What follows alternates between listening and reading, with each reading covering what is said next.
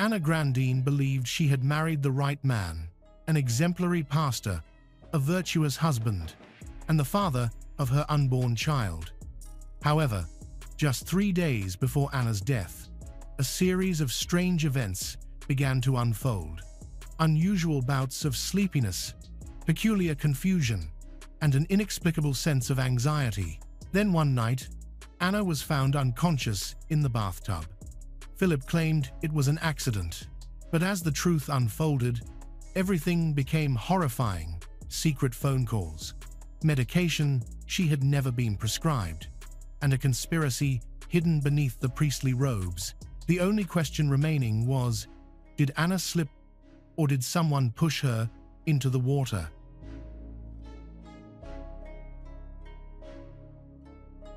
Anna Grandin grew up in a close-knit community where faith and family played a vital role. From a young age, she grew up in a church environment, where she received care from those who watched her grow from an innocent little girl into a hopeful and ambitious young woman. She was more than just a Sunday churchgoer. She was an integral part of the community, where her presence and optimistic spirit were valued. Her mother, Charito Darwin, also known as Maria, was a loving and devoted mother. She maintained an incredibly close relationship with her daughter throughout her life. Her father lived in the Philippines, thousands of miles away, but he kept in touch with her through phone calls, letters, and visits whenever possible.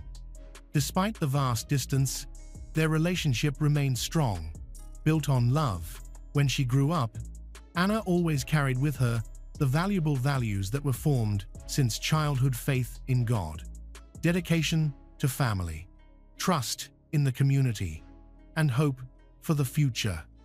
By the end of her 20s, she had built a happy and fulfilling life for herself, marrying Philip Grandin, a man known for his devoted service to God and as a moral role model in the community. Philip served as a part-time pastor at Indale Baptist Church in Toronto.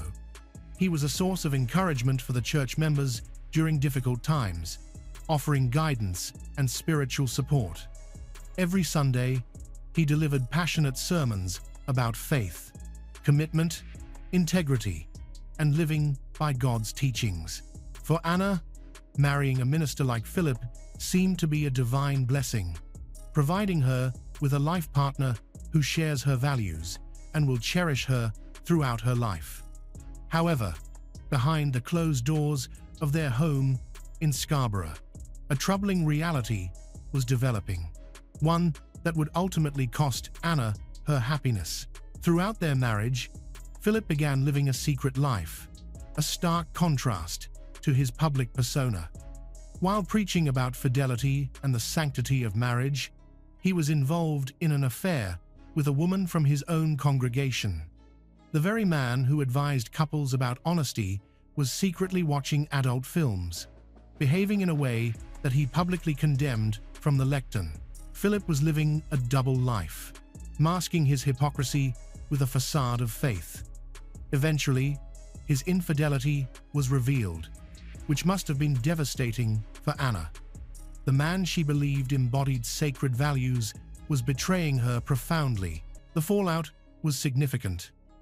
Acknowledging his moral failings publicly, he and Anna are now attending marriage counseling to work through their issues.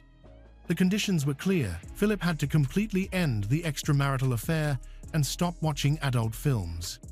In addition, he also needed to install adult content blocking software on their computers. From the outside, it seemed that the family was going through a tough time. Anna, believing in the power of forgiveness, gave her husband another chance. By October 2011, things looked more promising. Anna was 20 weeks pregnant and had passed the riskiest stage of early pregnancy. She is carrying their child, symbolizing hope and healing. However, Philip had not truly changed. The affair continued, only more carefully concealed, and he continued watching adult films. Despite the blocking software, The conditions he pretended were in place for their reconciliation were merely another form of deceit. Philip viewed his pregnant wife, Anna, as an obstacle rather than a blessing. She was hindering the double life he longed for. As Anna's pregnancy progressed, he began planning to permanently eliminate her. His job at the nursing home allowed him to manipulate medications, including benzodiazepines, which are strong sedatives.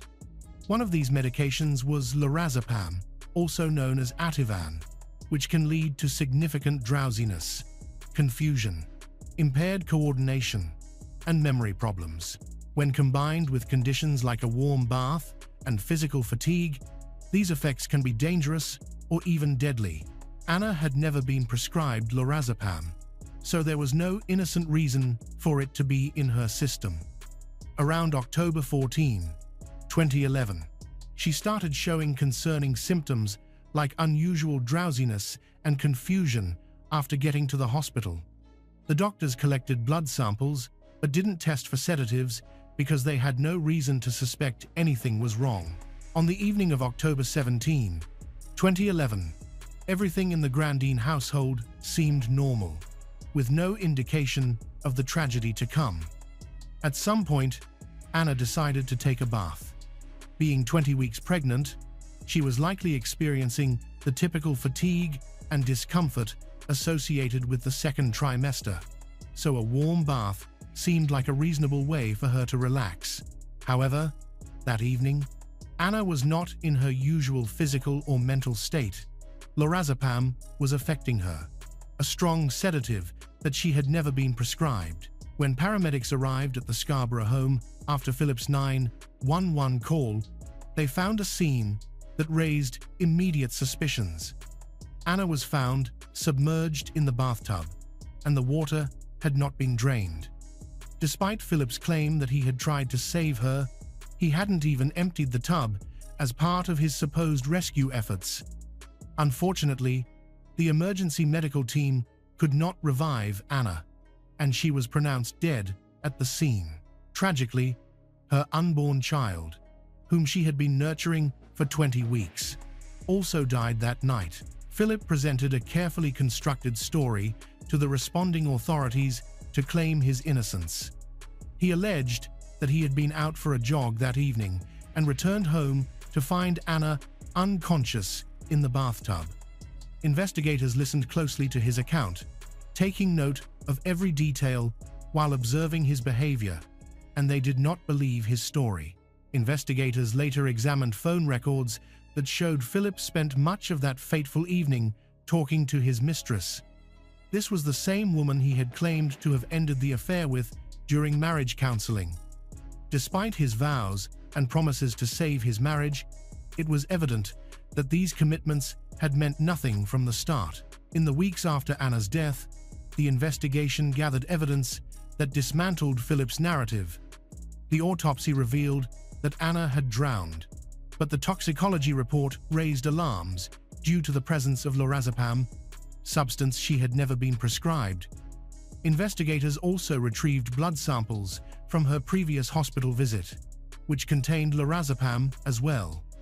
This indicates that this is a cycle of sedative use, not a one-time incident.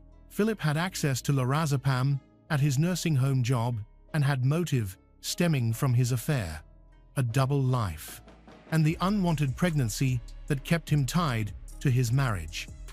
Digital evidence compounded his guilt, as investigators found computer searches related to lorazepam and alarming searches about autopsies, indicating he had researched what would happen to Anna's body after death.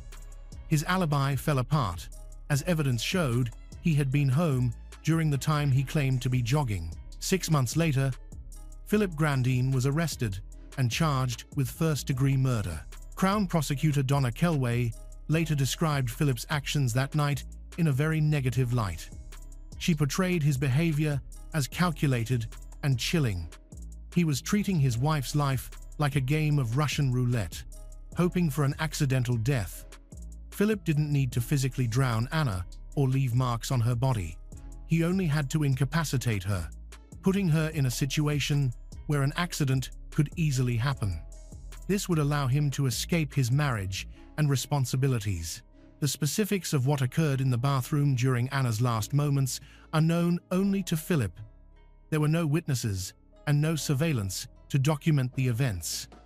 That night, Anna, who was 20 weeks pregnant and sedated by a drug her husband had given her without her knowledge, slipped underwater in the warm bath and did not come back up.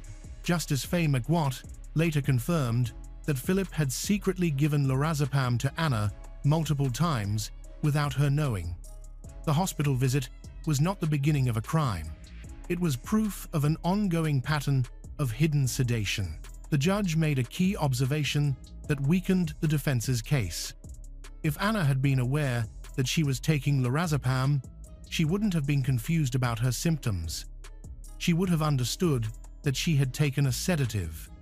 Her confusion upon arriving at the hospital pointed to one clear conclusion: someone was drugging her without her consent.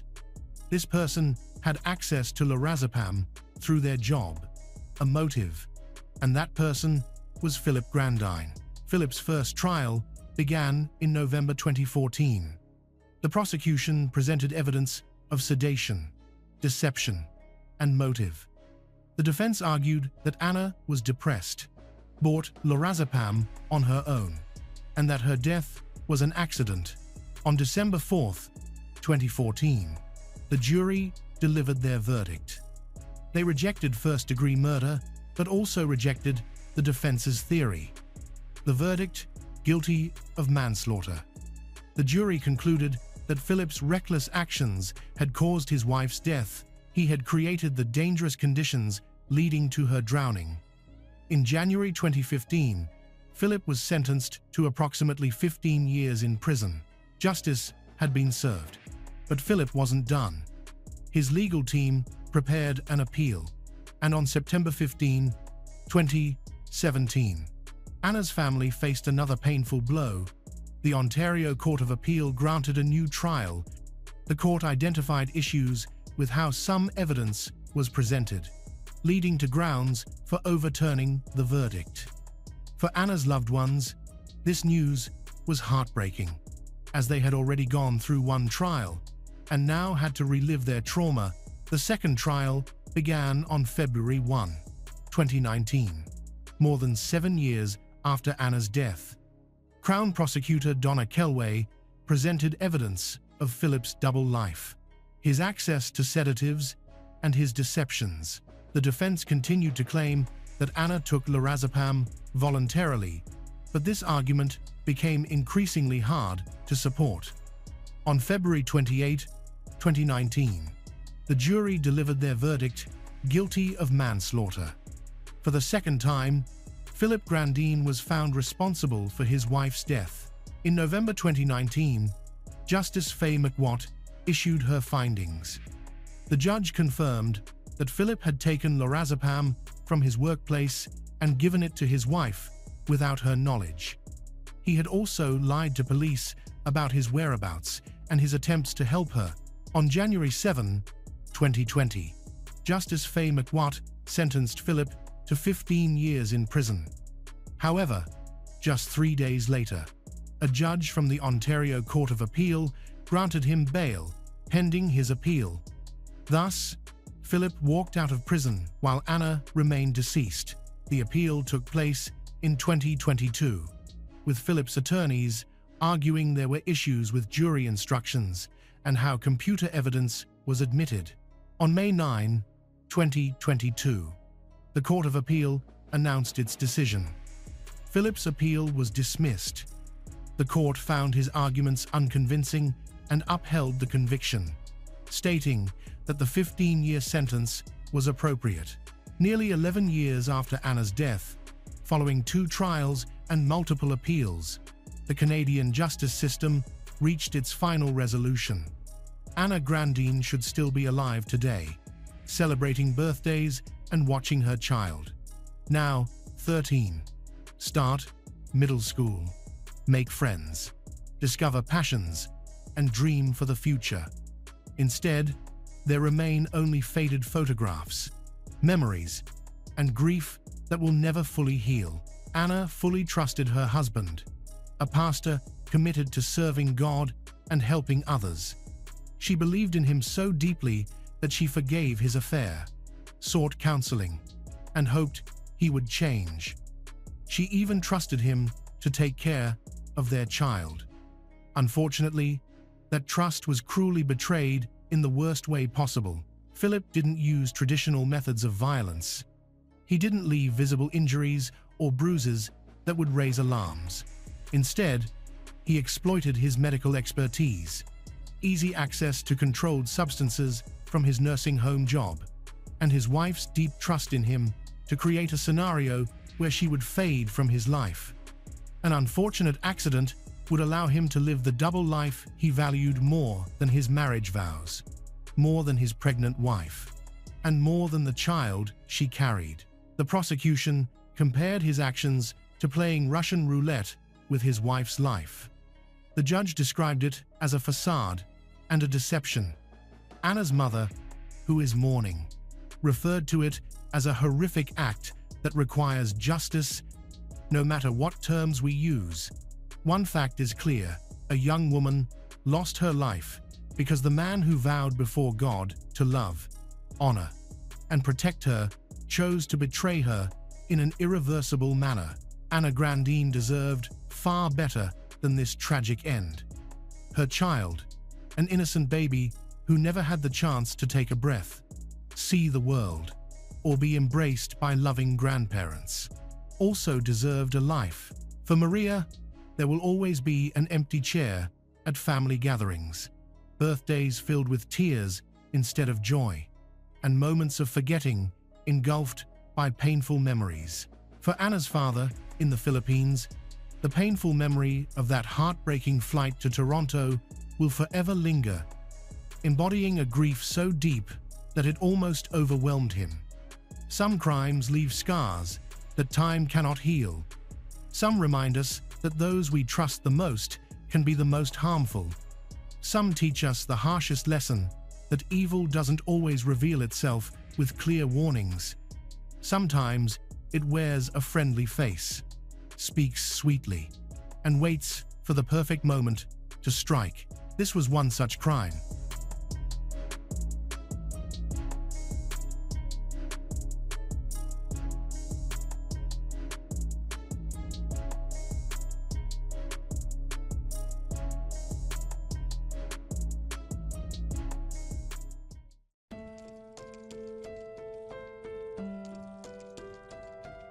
Julie Irene Oldag, later known as Julie Keown, had a peaceful and happy childhood in the town of Plattsburgh, Missouri, located in the heart of the American Midwest. Born on May 16, 1973, she was the eldest of two children. Growing up alongside her younger brother, Chad, Julie's parents, Nancy and Jack, were well-respected members of the community. They lived modestly but comfortably, sustained by their farm work. Growing up on the farm taught Julie responsibility and humility. Julie left a lasting impression on everyone she met. She was empathetic, selfless, and always ready to help others, with a calming presence that put people at ease. Her quiet strength and sense of purpose developed early. Academically, she excelled thanks to the support of her loving family. She attended high-quality schools and consistently earned praise from her teachers. Her compassion eventually inspired her to pursue a career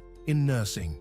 Determined to make a difference, she enrolled at William Jewell College in Liberty, Missouri. There, she not only thrived academically, but also formed close friendships. However, she sometimes felt as though something was missing. Seeing many of her friends embark on romantic relationships, Julie was eager to find someone to spend her life with. Through a mutual friend, she was set up on a blind date with fellow student James Keown. James, a year younger than Julie, had a personality that contrasted with hers. Charismatic, outgoing, and ambitious, James was well known on campus for his work at the college radio station and his aspirations for a career in broadcasting. Coming from a privileged background, James was the son of a respected lobbyist and his wife, Betty, who had high hopes for their 6 children. James stood out in his family for his bold, confident personality and ability to command attention,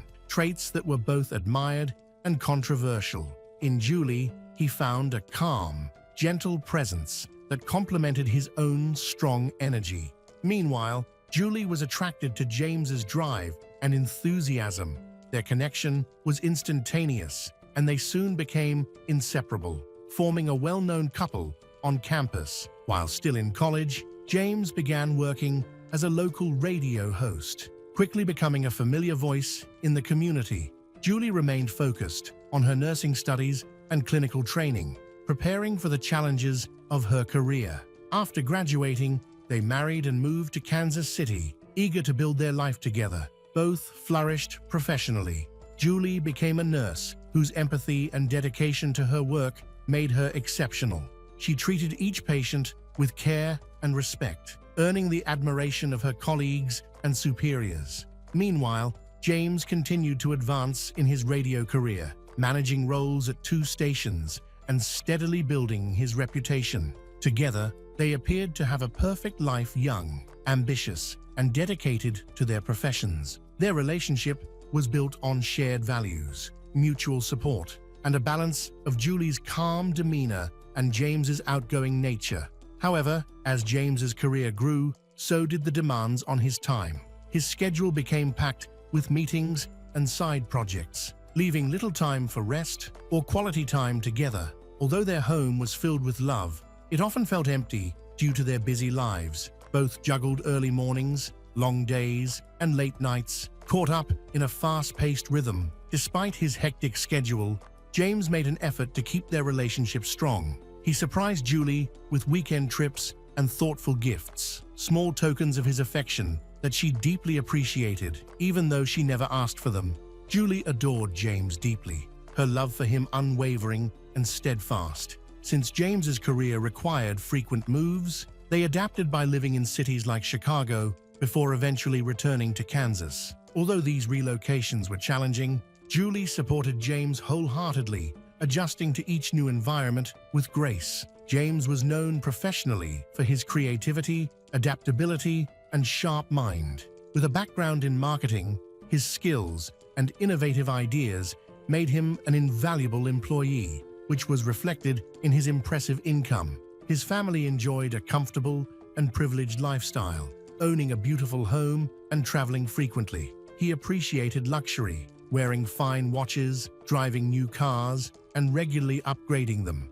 In contrast, Julie valued simple pleasures. Her family noticed how well she seemed to be doing and felt happy about her marriage to James, which outwardly appeared both harmonious and successful. As time passed, relatives began to inquire about their plans to have children. However, for James and Julie, this was a painful subject. They had been trying to conceive for years without success, despite undergoing countless tests, consulting specialists, and exploring every available option. There was no medical explanation for their infertility. Despite the hardship, they remained hopeful and continued with their lives, bearing the heavy weight of uncertainty. James redirected his focus to his career, pursuing personal growth and professional recognition. Already well regarded in his local community as a radio presenter, James set his sights higher. In 2003, he applied to Harvard Business School and was accepted with a prestigious scholarship. This achievement transformed their lives. They moved to Boston so James could start his studies. While Julie transitioned to remote work in medical software development, James also took on remote marketing projects. Although Julie wholeheartedly supported his ambitions, the move created emotional challenges for her. She missed her family, their home in Missouri, and the sense of familiarity she had left behind. Nevertheless, her love for James and her pride in his accomplishments kept her devoted to him. At Harvard, James surrounded himself with influential people and worked hard to build an impressive public image. Yet, despite his many achievements, he always seemed to crave more. Meanwhile, Julie continues to hope for a baby, although her health begins to decline alarmingly. Around 8 months after their move to Boston, she started experiencing constant fatigue, muscle pain, and frequent illnesses. multiple medical exams provided no clear answers. Then, on August 20th, 2004, her condition suddenly took a turn for the worse. She woke up disoriented, with severe headaches, and found herself unable to perform basic tasks. She slurred her words, struggled to write, and felt the world spinning.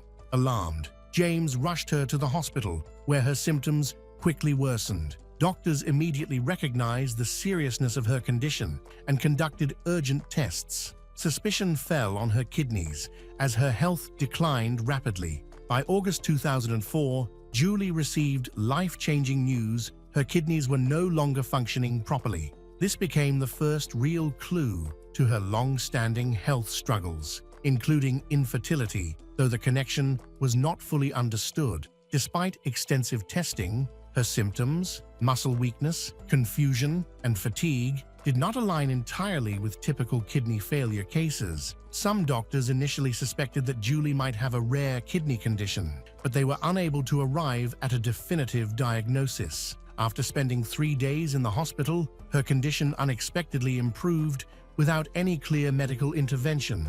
With no solid explanation for her symptoms beyond potential kidney issues, she was discharged. Although the doctors were baffled, her symptoms eased, and she became eager to move forward, hoping to recover both emotionally and physically. She took a short trip to Missouri to visit her family, surrounded by loved ones and the comforting familiarity of home. Julie's spirits lifted, her strength returned, and her family was relieved to see her smiling and full of energy once more. It seemed the worst was behind her. However, this relief was short-lived. Not long after returning to Boston, Julie's health declined again. Her symptoms, dizziness, fatigue, and speech difficulties resurfaced. Albeit less severe than before, her family grew increasingly concerned, speculating that her episodes might have a psychological origin, perhaps stemming from the stress of relocating, the emotional strain of infertility, or even feelings of homesickness. Even Julie's doctors entertained the possibility that stress was a contributing factor. Yet, despite these theories, the possibility of a more serious underlying condition couldn't be ruled out. Tragically, on September 4, 2004, just 2 weeks after her initial hospitalization, Julie's condition took a dramatic and alarming turn for the worse. She was admitted to the hospital again, gravely ill, barely able to speak, nearly completely paralyzed, and soon slipping into a coma. It became evident to the medical team that her kidneys were not the primary issue. Something far more destructive and mysterious was ravaging her body. Despite extensive testing, the doctors were unable to pinpoint the cause, and Julie's organs began to fail one by one. In an unexpected breakthrough, a nurse made a critical suggestion: conduct a toxicology screening. Although such a test was uncommon in cases like Julie's, the nurse's intuition proved to be pivotal. The toxicology report revealed a horrifying truth. Julie had ethylene glycol in her system, a poisonous chemical commonly found in antifreeze and engine coolant. The symptoms of ethylene glycol poisoning, kidney failure, confusion, and severe physical decline matched Julie's condition perfectly. The report confirmed she had been deliberately poisoned. As Julie lay comatose and unresponsive on September 4th, her family rushed to the hospital, devastated by her deterioration, helpless to do anything but wait. They watched her condition worsen. After 4 days in a coma, on September 8, 2004, Julie passed away at the age of 31. Despite the relentless efforts of the medical team, the diagnosis had come too late. Her body had suffered too much damage to recover.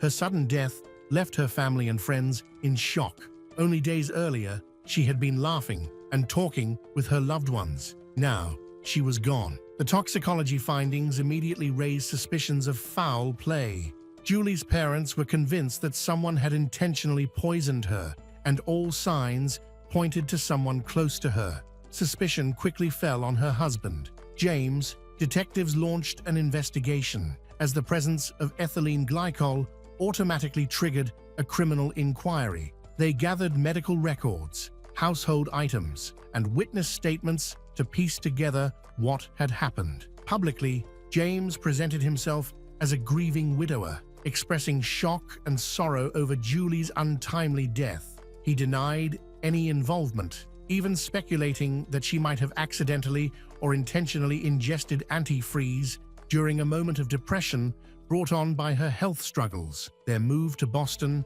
and their inability to conceive. However, not everyone believed his claims. The nurse who initially suggested the toxicology screening later reported that James's behavior during Julie's hospital stay had been unsettling. He often dominated conversations with doctors, frequently answering questions on Julie's behalf and giving the impression that he was controlling her care. Some people argued James's actions were likely a result of Julie's illness. Perhaps he was simply trying to advocate for her when she couldn't speak for herself. However, others found his behavior suspicious. At one point, James even suggested a peculiar theory, claiming that Julie might have mistakenly consumed antifreeze, believing it to be a different liquid. Investigators became more suspicious upon learning that Julie had a $250,000 life insurance policy. At first glance, this might not seem like a strong motive for her husband, James, who seemed to live a comfortable life.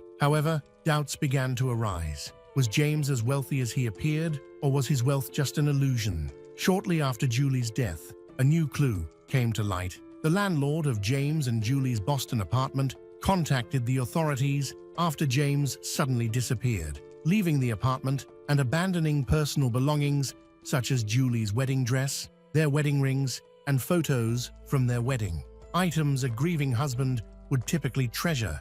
It was soon revealed that James had returned to Missouri, where he began a new job as a talk show host at a local radio station, seemingly eager to start afresh. Investigators uncovered troubling details about James's life in Boston. He hadn't paid rent for months, his luxury car had been repossessed, and, shockingly, he had forged a letter claiming he had been accepted into Harvard Business School, a lie he used to justify working remotely for a marketing company. This company had hired him for a high-paying project to design a website, but he failed to deliver results and appeared to lack the necessary skills for the job.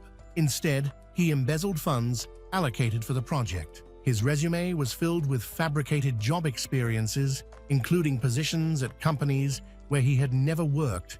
Even Julie, his wife, was unaware of the full extent of his deceit. Despite pretending to go to work, buying new furniture, and maintaining a luxurious lifestyle, James's financial troubles deepened. He had no stable income. His utilities were about to be cut off, and he was drowning in debt. At some point, Julie's life insurance policy became a potential solution to James's mounting financial problems. Back in Missouri, James shared inconsistent stories about Julie's death with his new acquaintances. Some say she died of a mysterious illness. Others say she harmed herself. When asked what he planned to do with the insurance money, he casually remarked that he would buy a BMW. He also mentioned dating someone new and wanting to start a family. As suspicion grew, investigators turned their attention to James. Although his behavior raised numerous red flags, the evidence against him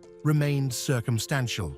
Friends recalled James confidently boasting that he couldn't be convicted because there was no direct proof. Oddly, however, he never explicitly denied involvement in Julie's death. Investigators conducted thorough searches of his Boston apartment, his family's property, and his home in Missouri, but nothing incriminating was found until they examined his computer.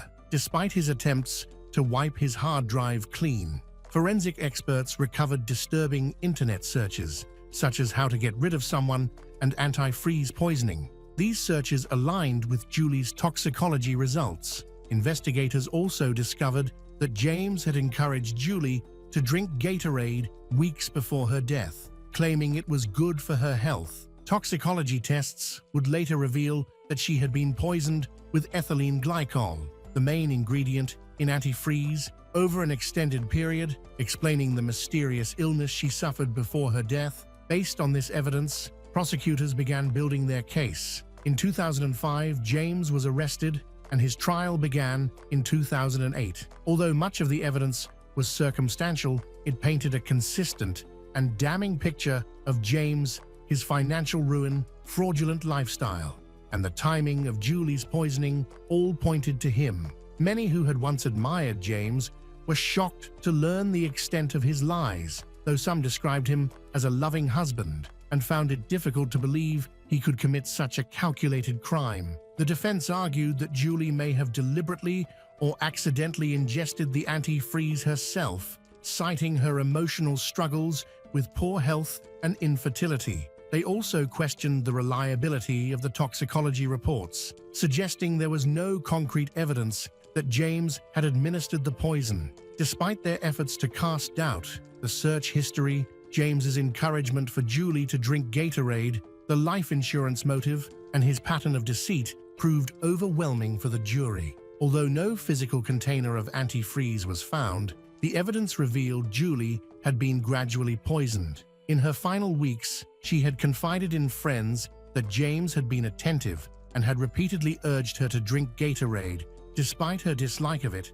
What is most suspicious is that after Julie passed away, James rushed to claim the insurance money and quickly moved on with his life, making his behavior even more suspicious. In 2008, James Keown was convicted of first-degree murder and sentenced to life in prison without the possibility of parole.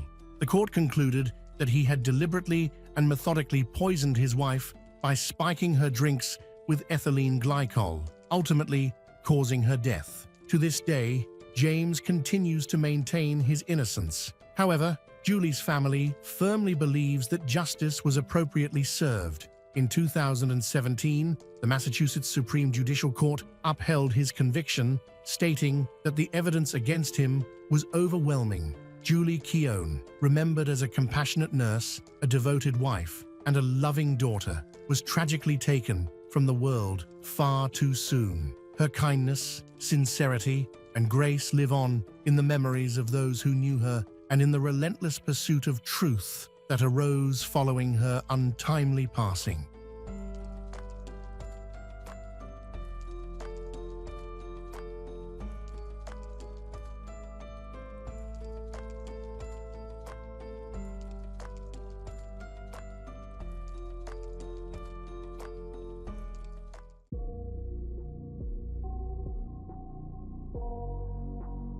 Samantha Vernagallo and Drew Garnier first crossed paths as young adults on Long Island, New York, where they both grew up. While the specifics of their first meeting remain private, it's clear that their connection blossomed during their early 20s. Samantha, who lives in Center Reach, is a former student of Center Reach High School.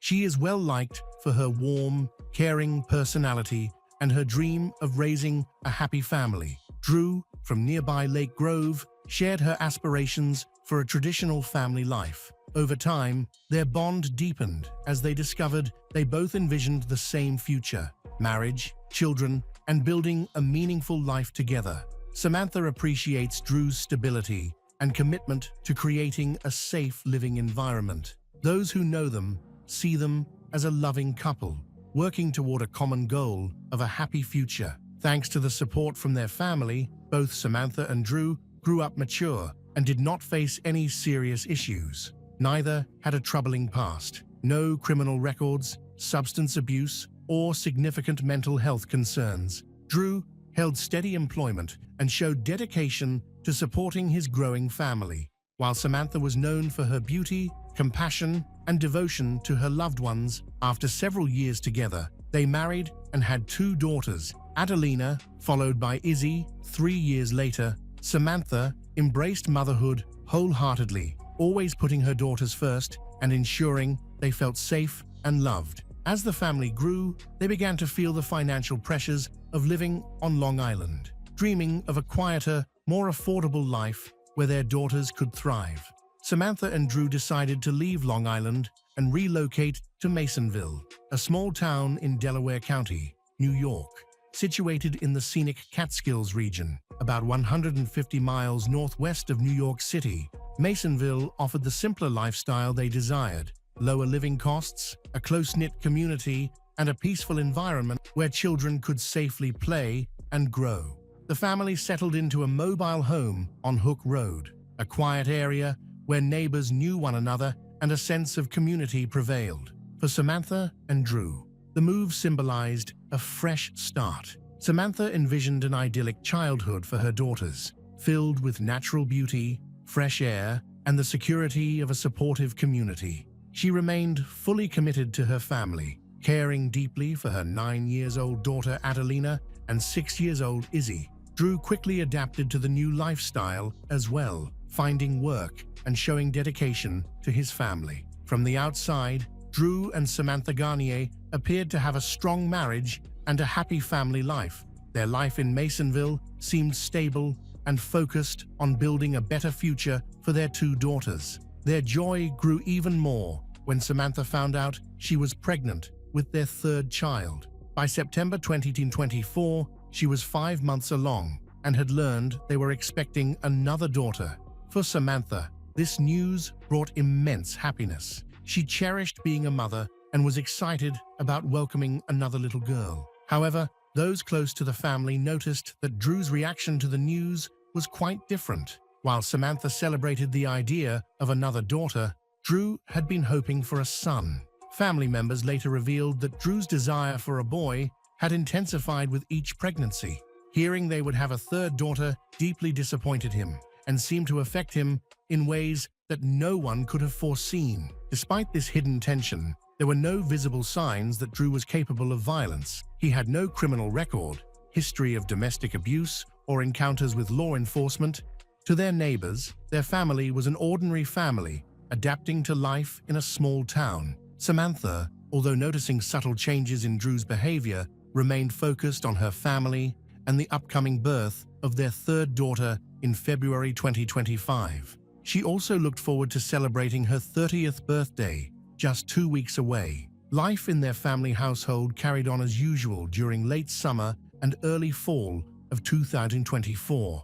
Adelina and Izzy, the daughters, went to school each day. Samantha managed the house while preparing for the new baby, and Drew went to work. Anyone observing the family would have seen a picture of normalcy, but underneath, Drew's disappointment about the baby's gender was quietly festering. With no outward signs of trouble, no calls to the police or family interventions, no one could have predicted the tragedy that was about to unfold. Those who later tried to understand Drew's actions were baffled. On the surface, he seemed to have everything: a loving wife, 2 healthy daughters, steady employment, and another child on the way. Samantha had built a life filled with love and stability for their family, but for reasons no one could fathom, the good things in Drew's life became a source of anger. On the night of Wednesday, September 4th, 2024, just days after Labor Day, their household appeared to be winding down from a normal day. Adelina and Izzy were likely getting ready for bed, and Samantha, 5 months pregnant, was caring for her daughters and preparing for the evening.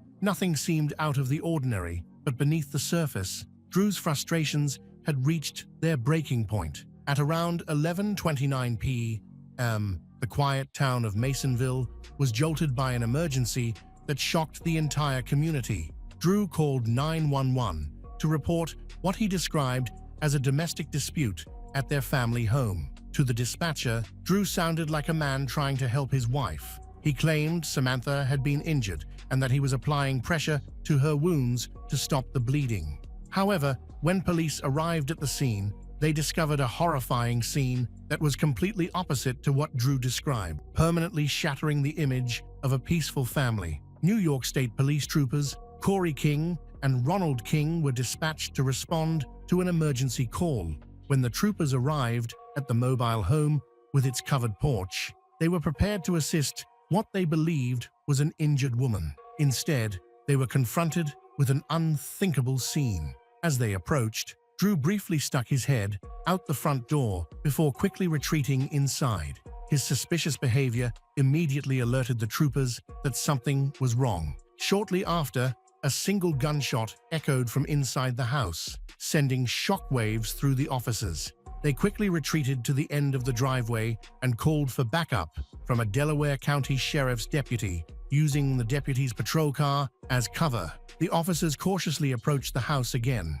Suddenly, Adelina, a 9-year-old girl, emerged from the home, running toward the police with her clothes soaked in blood. The officers' hearts sank as they realized this child had witnessed unimaginable violence. Through tears, Adelina told the officers that her mother had been stabbed and that her father, Drew, was still inside the house with a gun. As they worked to protect Adelina, her 6-year-old sibling, Izzy, also ran out, similarly covered in blood. Both sisters were deeply affected by the horrific events that had just occurred. Despite being injured and in shock, they still tried to talk to the police. The officers provided first aid to the children and called for additional medical assistance. It was clear that both girls had endured a horrific ordeal. Once they were safely transported to receive medical care, the focus turned back to Drew inside the house. The officers called out for him to surrender, and to their surprise, he walked out of the home with his hands raised.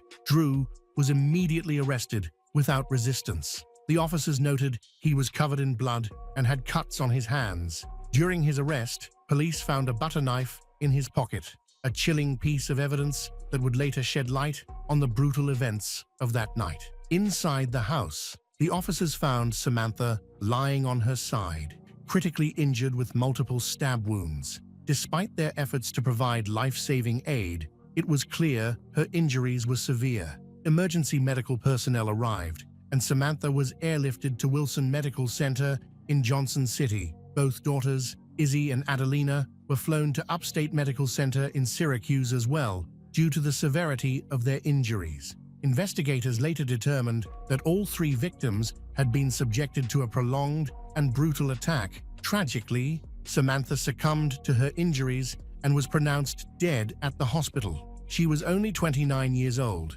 and just 2 weeks away from her 30th birthday. Her unborn daughter, whom she had been 5 months pregnant with, also did not survive. Adelina and Izzy remained hospitalized in serious condition but were expected to recover physically. However, the emotional trauma they endured would require extensive therapy and support for years. Drew was transported to A.O. Fox Hospital for treatment of superficial self-inflicted wounds. After receiving care, he was processed at the New York State Police Barracks in Sydney. He was charged and faced full legal accountability for the horrific attack. The investigation that followed was detailed and exhaustive, led by New York State Police, with support from the Delaware County Sheriff's Office and local law enforcement agencies. Major Lucas Shooter, commander of Troop C, held a press conference on September 6, 2024, to provide new information regarding the arrest and charges in the case. What made this case particularly unsettling for investigators was that it marked the first time the state police had been called to Samantha and Drew's residence for a domestic issue. There were no prior reports, no history of domestic violence, and no indication that Drew was capable of such violence toward his own family. As the investigation progressed, police discovered additional alarming evidence. A search of the property revealed that Drew owned multiple firearms and 2 high-capacity ammunition-feeding devices. These findings led to weapons-related charges being added to the list of crimes he faced. On September 5, 2024, Drew Garnier was officially charged with second-degree murder and 2 counts of attempted second-degree murder. He was arraigned at Delhi Town Court and sent to the Delaware County Jail without bail. Recognizing the gravity of the case, Delaware County District Attorney Shah Smith quickly convened an emergency grand jury session. On September 11, 2024, the grand jury issued an 8-count indictment against Drew. In addition to the original charges, the indictment included weapons violations, second-degree murder, 2 counts of attempted murder, criminal use of a firearm, and multiple counts of illegal weapon possession. Drew pleaded not guilty to all charges at his arraignment before Delaware County Court. Judge John L. Hubbard, who ordered him to remain in the custody of the Delaware County Sheriff's Office without bail. If convicted on all charges, Drew faced a potential sentence of 25 years to life in prison. However, as the case advanced, it became evident that going to trial would force his daughters, Adelina and Izzy, to relive the trauma of that horrific night by testifying. To prevent further emotional harm to the girls, prosecutors opted for a negotiated plea deal. On March 25, 2025, Drew pleaded guilty to reduced charges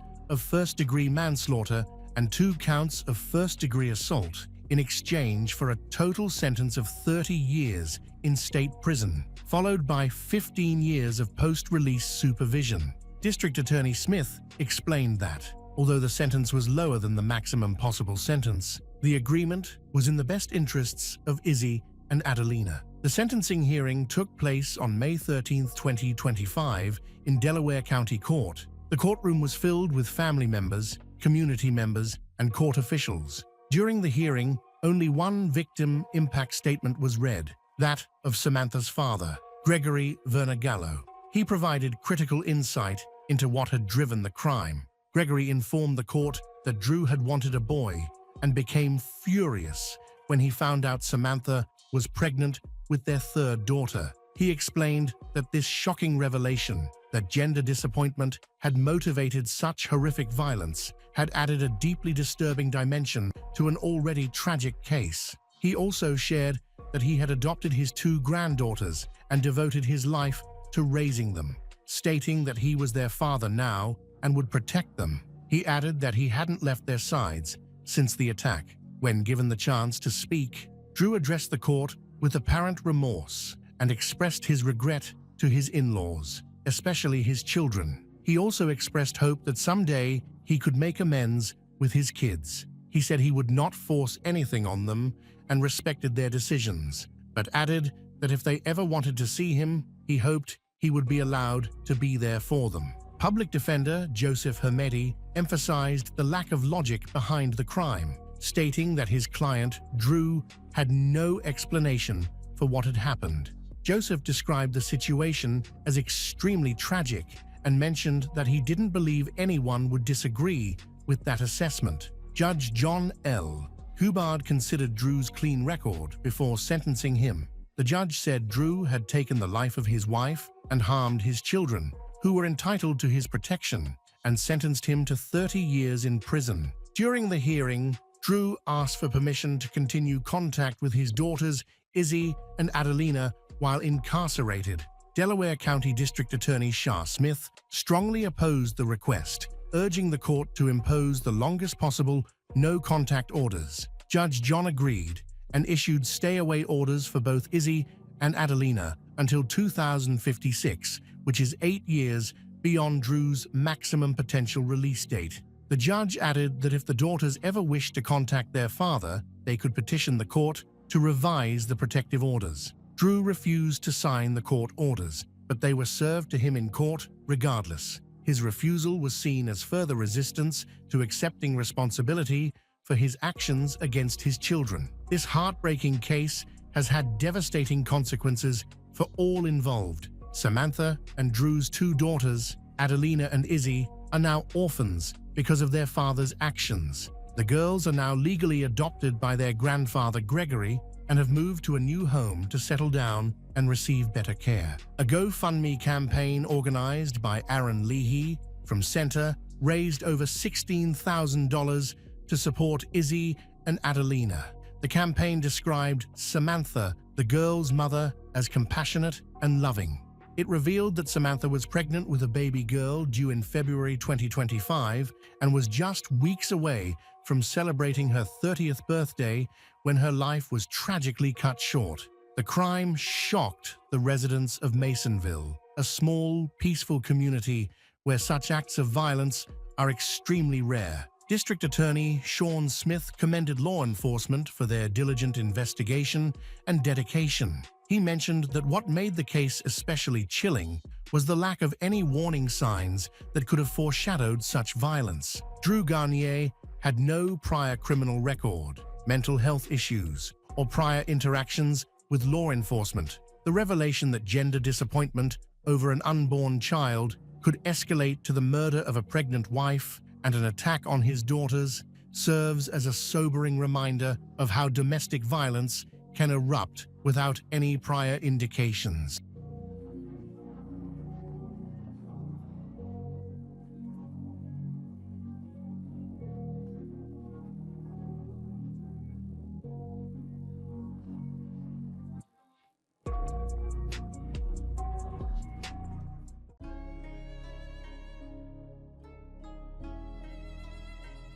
Nanette Krentel grew up in New Orleans in a humble, close-knit family. Her parents, Dan and Pat Watson, raised her along with her siblings Kim, Eliza, and 3 half-siblings, and taught her important values of loyalty and kindness, known for her gentle and caring nature. Nanette had a deep love for animals and shared her home with 2 cats and a dog. Despite moving away, she maintained a close bond with her family, especially her father and sisters, speaking with them daily. In 1994, at 27 years old, Nanette met Steve Krentel while applying for a job at his office supply store. Steve, then 28, owned both a scuba gear business and the store, and was going through a divorce at the time. Their professional relationship soon turned romantic, and after Steve finalized his divorce, he introduced Nanette to his young son, Justin. By 1995, they were married. Steve's native of Louisiana. He grew up near Lacombe and reportedly had a tense relationship with his brother, Brian. In 2000, Steve and Nanette moved to Lacombe, closer to his parents. He gradually worked his way up in the Tammany Parish Fire Department, eventually becoming the fire chief. Respected for his professionalism, his career in the fire department provided him with financial security and influence in the community. In 1997, after Steve sold both of his businesses, Nanette shifted her career path. She began working at a daycare center, where her kind and attentive nature earned the trust of parents and co-workers. Beyond her job, she became involved in the community, organizing fundraisers and charitable events, as well as supporting local fire departments by selling handmade ceramics and baked goods. By 2017, she had been out of the workforce for several years, focusing instead on her home, her pets, and continued community involvement. Although she had no children, Nanette was always concerned and attentive to the lives of her loved ones. She often played a central role in family matters, offering emotional and financial support to her loved ones. To outsiders, she and Steve seemed to lead a peaceful life, residing on 100 acres of scenic remote property in Lacombe. However, behind closed doors, Nanette grew increasingly concerned for her safety after Steve's brother, Brian, was released from prison. Brian allegedly blamed Nanette for the legal issues that led to his incarceration and had made direct threats against her. In response, she urged for additional security measures, having cameras installed around the property and keeping protective tools in her bedroom, car, and purse. She openly shared her fears with her family. Her father and sisters, aware of the escalating tension, were alarmed but did not anticipate just how grave the situation would become. Steve was also concerned and worked with Nanette to increase security. He installed additional cameras, purchased self-defense equipment, and even practiced shooting with her at a local shooting range. However, despite these precautions, the simmering problems in their family did not go away. Behind the facade of a peaceful life, there were bitter family conflicts, growing tensions, and the choices ahead led to unforeseen consequences. On July 14, 2017, at around 2:30 p.m., the St. Tammany Parish Fire Department received an urgent call from Steve's cousin, who lived nearby. He reported seeing thick smoke rising from Steve's property and suspected the house was on fire. Despite the distance between their homes and the dense forest in between, the fire was visible from afar. Steve and his team arrived at the scene around 3 p.m. when the house was engulfed in flames. Firefighters worked into the evening to extinguish the fire, only to discover human remains in the bathroom of the master bedroom. The damage was extensive, but the location of the remains and the fact that no one else lived there indicated the victim was likely Nanette, Steve's wife. No alarms had sounded, and throughout the day, Steve's repeated calls to both Nanette's cell phone and the house landline had gone unanswered. Her car remained in the garage, further confirming she had been home at the time of the fire. Tragically, all the household pets also perished, reflecting the sudden and intense nature of the flames. Federal fire investigation specialists joined the inquiry. Initially, the fire was considered a possible accident, but the circumstances surrounding Nanette's death raised suspicions. Her remains were found in the bathroom, and there was no indication she had tried to escape. This prompted a forensic autopsy, which included DNA testing and an investigation into the cause of death. About a week later, during a memorial service, part of the coroner's preliminary findings became public. It was revealed that Nanette had suffered a gunshot wound to the head, with a bullet found in her skull. This discovery completely shifted the direction of the investigation. On July 18th, the sheriff confirmed the findings, apologized for the delay in communication, and acknowledged evidence of a criminal act. Further autopsy results showed no smoke inhalation in Nanette's lungs, proving that she had died before the fire. Since no weapon was found near her body, the possibility of self-inflicted injuries has been ruled out. The investigation further revealed the presence of 9 security cameras on the property, but Steve stated that the system had stopped functioning several days before the fire. Efforts to recover footage from the damaged equipment were unsuccessful. This lack of evidence, combined with forensic findings, suggested the fire had been intentionally set to destroy evidence. Investigators shifted their focus to individuals who might have had both motive and access to the property. However, an official statement confirming foul play in Nanette's death was not released until 4 days after the fire. The family's frustration with the investigation grew, particularly because the coroner had noted the gunshot wound the day after the incident, yet this information wasn't immediately shared with them. Nanette's sister, Kim, a prosecutor in Nebraska, publicly criticized the investigation, pointing to the lack of proper scene containment, which may have compromised evidence. When Nanette's relatives arrived in Louisiana shortly after the tragedy, they found the property unsecured and the house open. Within 2 days, Steve was allowed to return to the site, raising concerns about evidence being altered or lost. It wasn't until Steve's son, Justin, discovered a fragment of a human skull in the debris that authorities finally secured the scene. The incident has left the public losing confidence in Sheriff Randy Smith's department. While federal investigators conduct an independent analysis, they discovered multiple points of ignition and traces of accelerants, confirming the fire was deliberately set. Despite these findings, however, the sheriff did not rule out the possibility that Julie harmed herself, citing the lack of a recovered weapon and inconclusive ballistics test results. Later, 2 firearms were found in the remains of the home, but neither could be definitively linked to the fatal shot. The bullet recovered from Nanette's skull was too damaged for reliable analysis. Additional forensic tests reinforced previous findings, including finding no smoke in Nanette's lungs and no food in her stomach.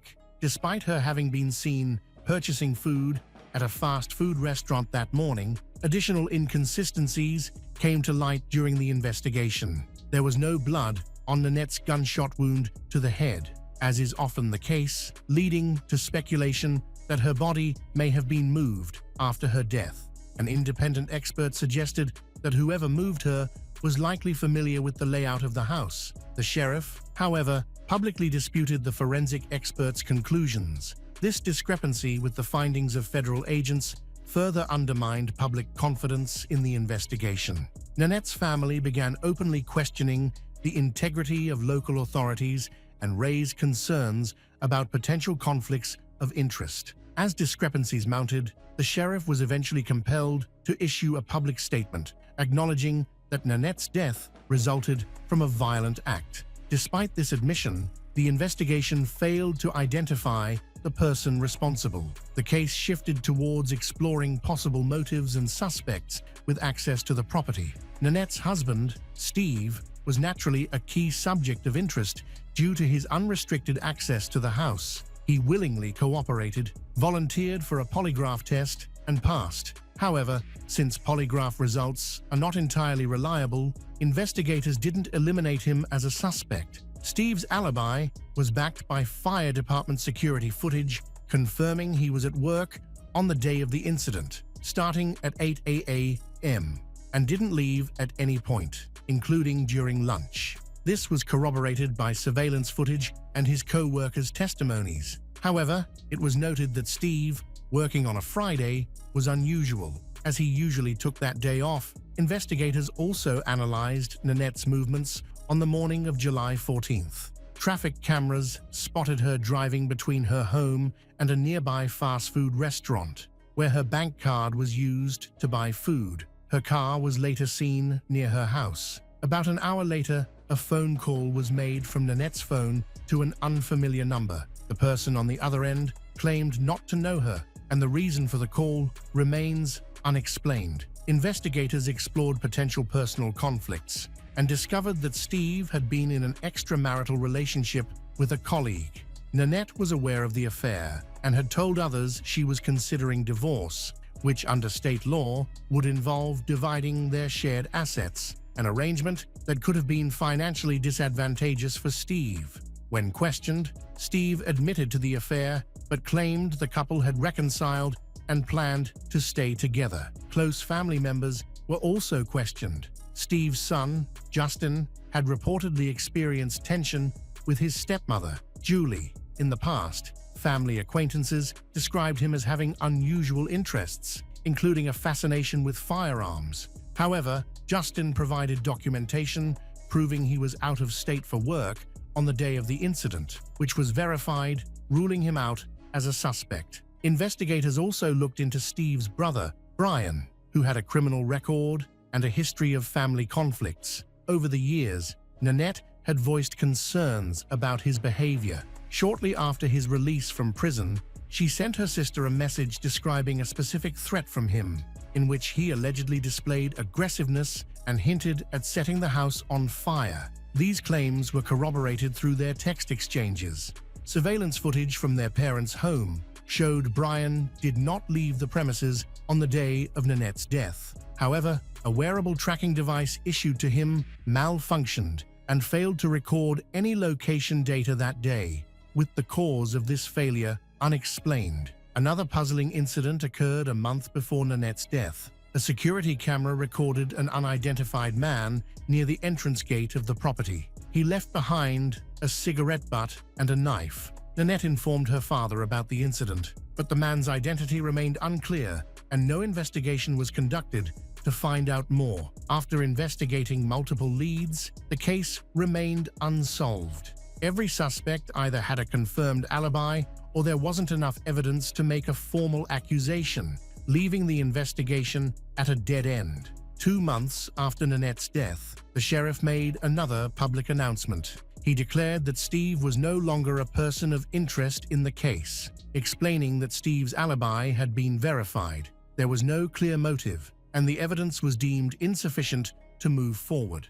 However, Nanette's family felt this announcement was premature, as not all digital records had been reviewed. Several witnesses had yet to be re-interviewed, and a detailed timeline of her phone activity leading up to her death was still incomplete. It appeared the investigation was entering a state of stagnation. When Nanette's family requested access to the case documents, their attempts were met with vague responses. Louisiana state law restricts access to investigative materials to the closest next of kin, which in this case was Steve, not Nanette's parents or sisters. Steve did not share these documents with the rest of the family. In search of answers, Nanette's relatives turned to private attorneys and independent forensic experts. One expert, after examining the available evidence, identified signs of deliberate investigative mismanagement, noting that critical protocols for handling cases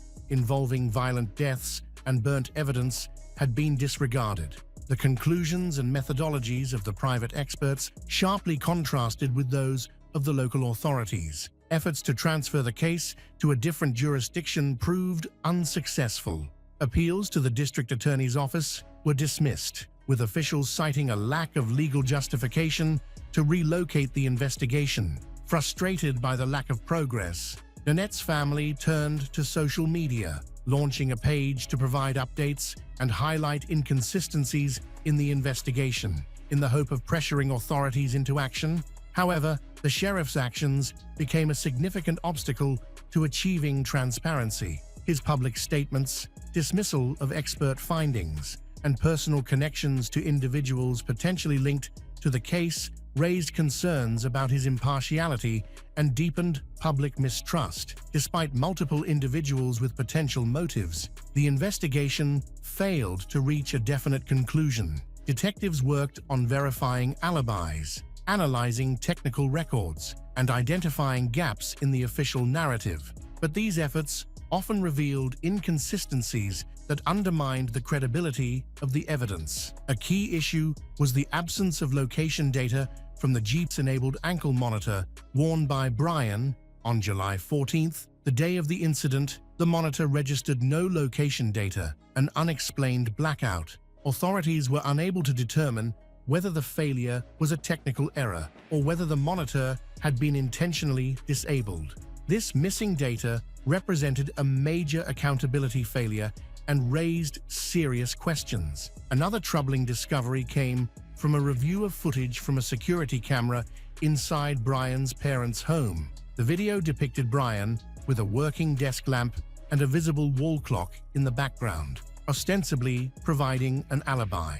However, Nanette's family questioned the authenticity of this footage, suggesting it could have been pre-recorded or staged. Experts also observed that the angle and focus of the camera appeared unusual for a standard household surveillance setup. Additional uncertainty arose with surveillance footage from a fast food establishment showing Nanette's vehicle.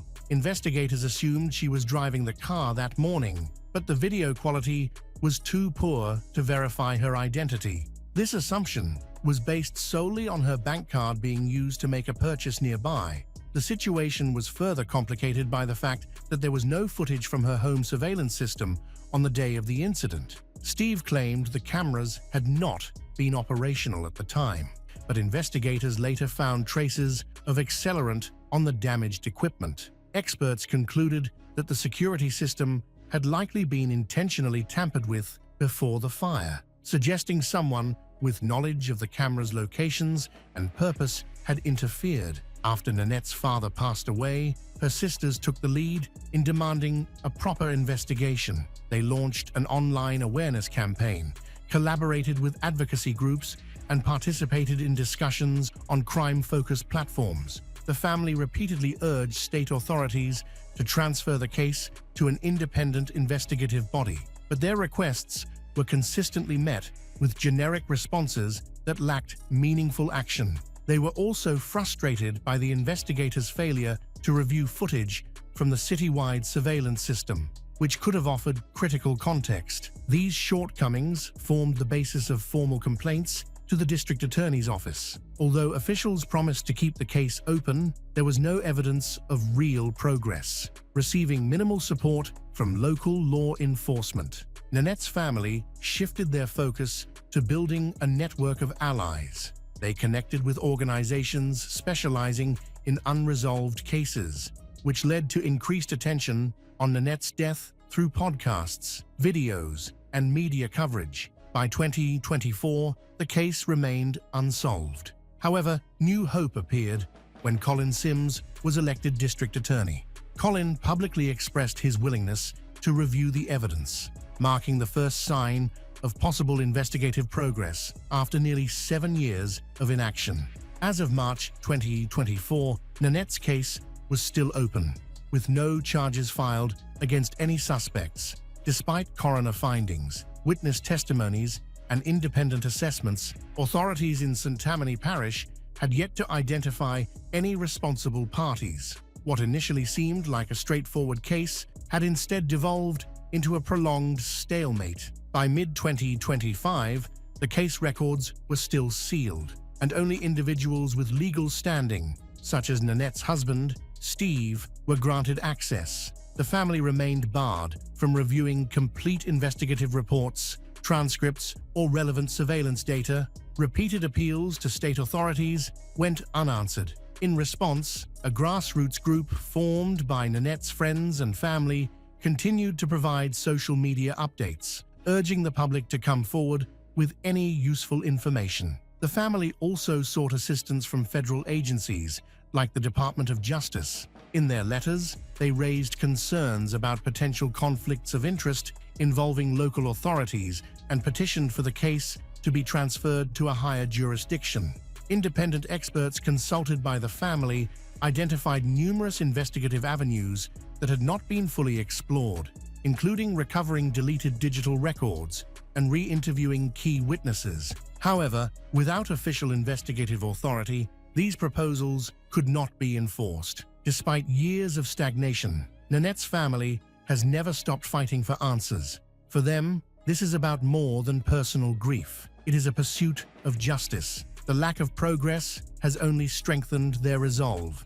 They firmly believe the truth can still be uncovered if independent expertise is brought in and the case is reviewed impartially. As of this report, the case remains open but inactive. Nanette Krentel's story highlights how errors, delays, and possible bias can obstruct justice in a major case. Yet, it also demonstrates the unwavering resilience of a family determined to keep her memory alive. Their goal remains unchanged: to uncover the truth, no matter how much time has passed or how many obstacles stand in their way.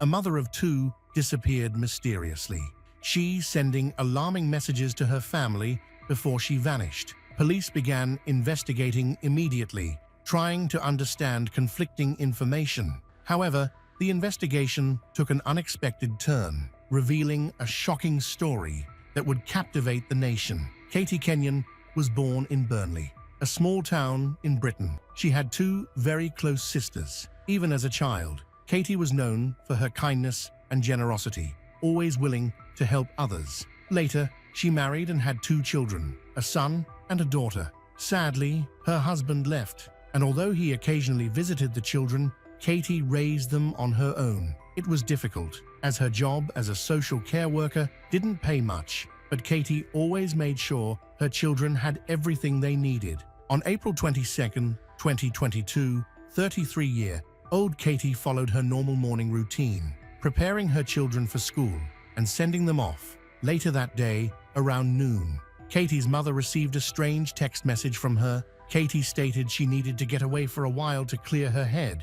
Her mother immediately tried calling her, but the call went directly to voicemail. The idea that she would abandon everything, especially her children, seemed completely out of character. Katie's mother contacted Katie's sister, Sarah Kenyon Holden. They rushed over to her house and noticed that her car was gone. Using a spare key, they let themselves inside and found all of Katie's belongings right where she'd left them, except for her phone and handbag. It just didn't add up. The idea that Katie had taken off somewhere, leaving behind almost everything she owned, felt completely wrong. Something was off. Soon after, Katie's children arrived home from school and shared something concerning. They had both received odd text messages, supposedly from their mother. In the texts, Katie stated she needed help to become a better mother and instructed them to contact their father to care for them during her absence. Upon reading these messages, Sarah immediately suspected they weren't written by her. Firstly, the tone was unlike Katie's usual way of speaking. More significantly, the word "while" was misspelled in both texts, which was highly unusual for Katie, as she never made such errors. Katie had mentioned Andrew Burfield, Katie's ex-boyfriend of several years, in messages to her children, saying he would care for them if their father couldn't. Sarah contacted Andrew. He told her he hadn't seen Katie since the previous day because he'd been at work. He stated that Katie texted him around 2 p.m. that day, informing him that she was leaving her car, keys, and bank card in his mailbox. Andrew claimed this was to repay the £6,000 she owed him for past anxiety treatment. However, Sarah completely disbelieved Andrew's account. Katie's son then mentioned that Andrew had contacted him on social media. Andrew's message stated that Katie had checked into a clinic and asked him to care for her dog until she returned. This struck Katie's mother and Sarah as odd. While they knew Katie and Andrew had a long, turbulent relationship, They believed it was over. Therefore, it seemed strange that Katie would inform Andrew of her plans while neglecting to tell her own mother or children. So, Sarah and her boyfriend decided to drive over to Andrew's place and investigate. The moment they pulled up, she spotted Katie's car parked outside. Inside, she could see Katie's purse and other personal belongings, which only heightened her suspicion. She knocked on Andrew's door, hoping to talk to him face to face, but he refused to open it and told them to leave. The whole thing felt incredibly off. Sarah didn't understand why Andrew seemed so uncooperative. Her boyfriend ended up threatening to kick the door down if he didn't let them in, but Andrew just called the police instead. A few minutes later, officers arrived and spoke with Katie's sister first. She laid everything out, how the family was worried sick, and how they didn't believe for a second that Katie would just vanish without saying a word to anyone. She also pointed out her sister's car still parked there with her stuff inside. After that, the police knocked on Andrew's door. He gave them the same story he told over the phone, that he'd been at work when Katie texted him about leaving her car, keys, and bank card, and said she was going to check herself into a clinic. He even let them search his house and his van, and they didn't find anything suspicious. So, the police left, but they did open a missing persons case. Just to cover all bases, they called around to a bunch of clinics, hoping maybe Katie really had checked herself in somewhere, but not a single one had seen her. The next morning, police began piecing together a timeline of Katie's disappearance. And naturally, all eyes were on Andrew's house, since that's where her car had been found. Detectives learned there was a surveillance camera nearby, so they pulled the footage from the previous couple of days. On April 21st, the day before Katie went missing, she was seen pulling up to Andrew's house. The footage showed her getting into his van, kissing him and smiling. Nothing seemed out of the ordinary. But the next morning, at 9:20 a.m., things took a very different turn. That was the day Andrew told police he'd been at work when Katie supposedly dropped off her car, but the footage showed otherwise. It clearly showed Katie arriving at his house, getting out of her car and climbing into the passenger seat of Andrew's van. And right there behind the wheel was Andrew himself. Police immediately checked traffic cameras along the direction the van had gone. This time, the van stopped at a McDonald's, then headed out toward the highway. The final footage showed Andrew turning onto a rural back road leading into a wooded area. After that, the van disappeared from view for nearly an hour, but then it popped up again. This time, though, there was only one person in the vehicle. So, now, a much darker picture was starting to form. Based on the footage, it looked like Andrew had driven Katie out to a wooded area and then left without her. The police pulled location data from Katie's phone on the day she went missing. The record showed that her phone disconnected from the tower near her house early that morning, then reconnected near Andrew's home. From there, the phone's path followed the exact route the van had taken. According to the location data, Katie's phone was still in the van as it headed back towards Andrew's place. The problem was Katie was no longer in the van. And then came the final piece. Investigators checked the time those strange messages were sent to Katie's mom and kids. And by that point, Andrew had already returned home alone. But location data clearly showed that those texts were sent from his house. Given that all the evidence directly contradicted Andrew's version of events, police decided to head back to his house. The moment they stepped inside, something felt off. The place was boiling hot. Turns out Andrew had fired up the wood, burning stove, despite the weather being pretty mild outside. Right away, detectives suspected he might have been trying to destroy some evidence, but by the time they got there, all that was left in the stove was ash. Even so, they arrested Andrew and brought him in for questioning. Surprisingly, he didn't seem nervous at all. In fact, he looked completely relaxed and stuck to his original story, claiming Katie had probably checked herself into a clinic to deal with her anxiety. When detectives started pressing for more answers, he shut down completely and said he wouldn't talk without a lawyer. So, once again, they were left with nothing. After the interrogation, police decided to launch a large-scale search operation in the forest, where Katie's phone had last pinged right before Andrew was seen driving back alone. Covering that area, however, wasn't an easy task. They were looking at roughly 25 miles of rugged terrain. Still, they pulled in dozens of officers, requested backup from other agencies, and headed out into the woods. Soon they had helicopters with thermal imaging, drones, specialized equipment, and even a team of divers. Volunteers joined in too. The search quickly became one of the biggest operations their town had ever seen. But even with all that manpower, it still wasn't enough to cover such a huge area. Then, out of nowhere, police got a tip. Someone had seen Andrew's van parked in a specific part of the forest. That changed everything. Now that they had a likely spot, they were able to narrow the search down to a 5-mile radius. As the search teams combed through the forest, detectives brought Andrew in for another round of questioning. This time, they laid out the surveillance footage and other evidence they had gathered. Faced with the facts, Andrew changed his story. He admitted that he and Katie had driven out to the woods, but what he said next left investigators baffled. According to Andrew, the two of them went there to have a picnic. He claimed Katie had a habit of writing down her thoughts in a journal and then burning the pages as a way to let go of things that were bothering her. He insisted that morning had been no different. They had a picnic, lit a small fire. She burned a few pages, and then he drove home. He said he didn't know what happened to Katie after that. Of course, detectives didn't buy Andrew's story, but the problem was they still didn't have any solid leads. The search teams had come up empty, and with no trace of Katie in the woods, investigators shifted their focus to her relationship with Andrew. According to Katie's family, she had met him 3 years earlier. He had 2 kids from a previous marriage, worked in construction, and at first he seemed like a reliable, stable guy. But it didn't take long for her loved ones to notice cracks in the relationship.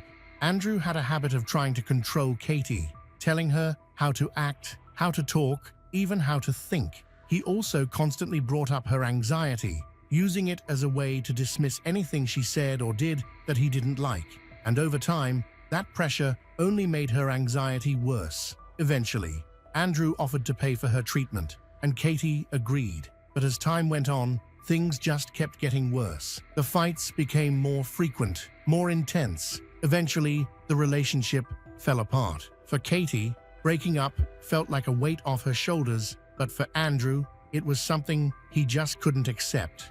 Not long after they split, Katie discovered someone had slashed the tires on her car. She was certain it was Andrew, but she never reported it to the police. A few months before, Katie went missing. She got a letter from the court saying she owed Andrew £4,000, the amount he'd spent on her treatment. Katie was already struggling to cover basic expenses for her and her kids. She had no idea how she'd come up with that kind of money. Over time, late fees piled on, and the debt grew to £6,000. The whole situation sent her anxiety through the roof. She was terrified she'd lose her home, the only stable place her kids had. But more than anything, she was afraid of Andrew. In one message to her mom, Katie said she was scared of him and genuinely believed he might hurt her. Still, just a month before she disappeared, Andrew reached out to her. He told her he regretted ever taking her to court. He promised to drop the case and even said he'd pay all the extra fees that had built up since the ruling. Andrew apologized for his anger, told her he wanted to change, and eventually Katie forgave him. Despite everything, they got back together. Still, detectives found something even more disturbing.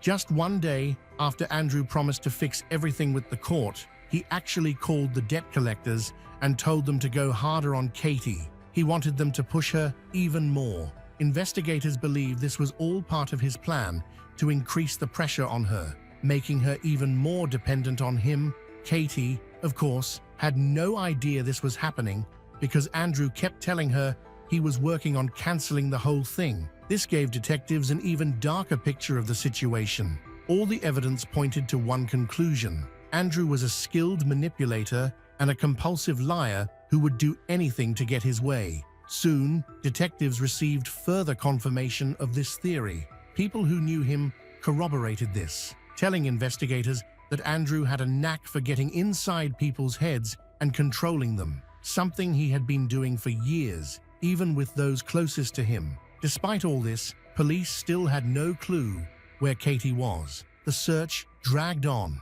day after day, without a trace. But then, finally, investigators caught a break. A local man came forward with a strange story. He said that the morning after Katie went missing, Andrew randomly showed up at his house. They were strangers, but Andrew approached him and asked a bizarre question. "Do you know when your bins were last emptied?" This immediately raised red flags.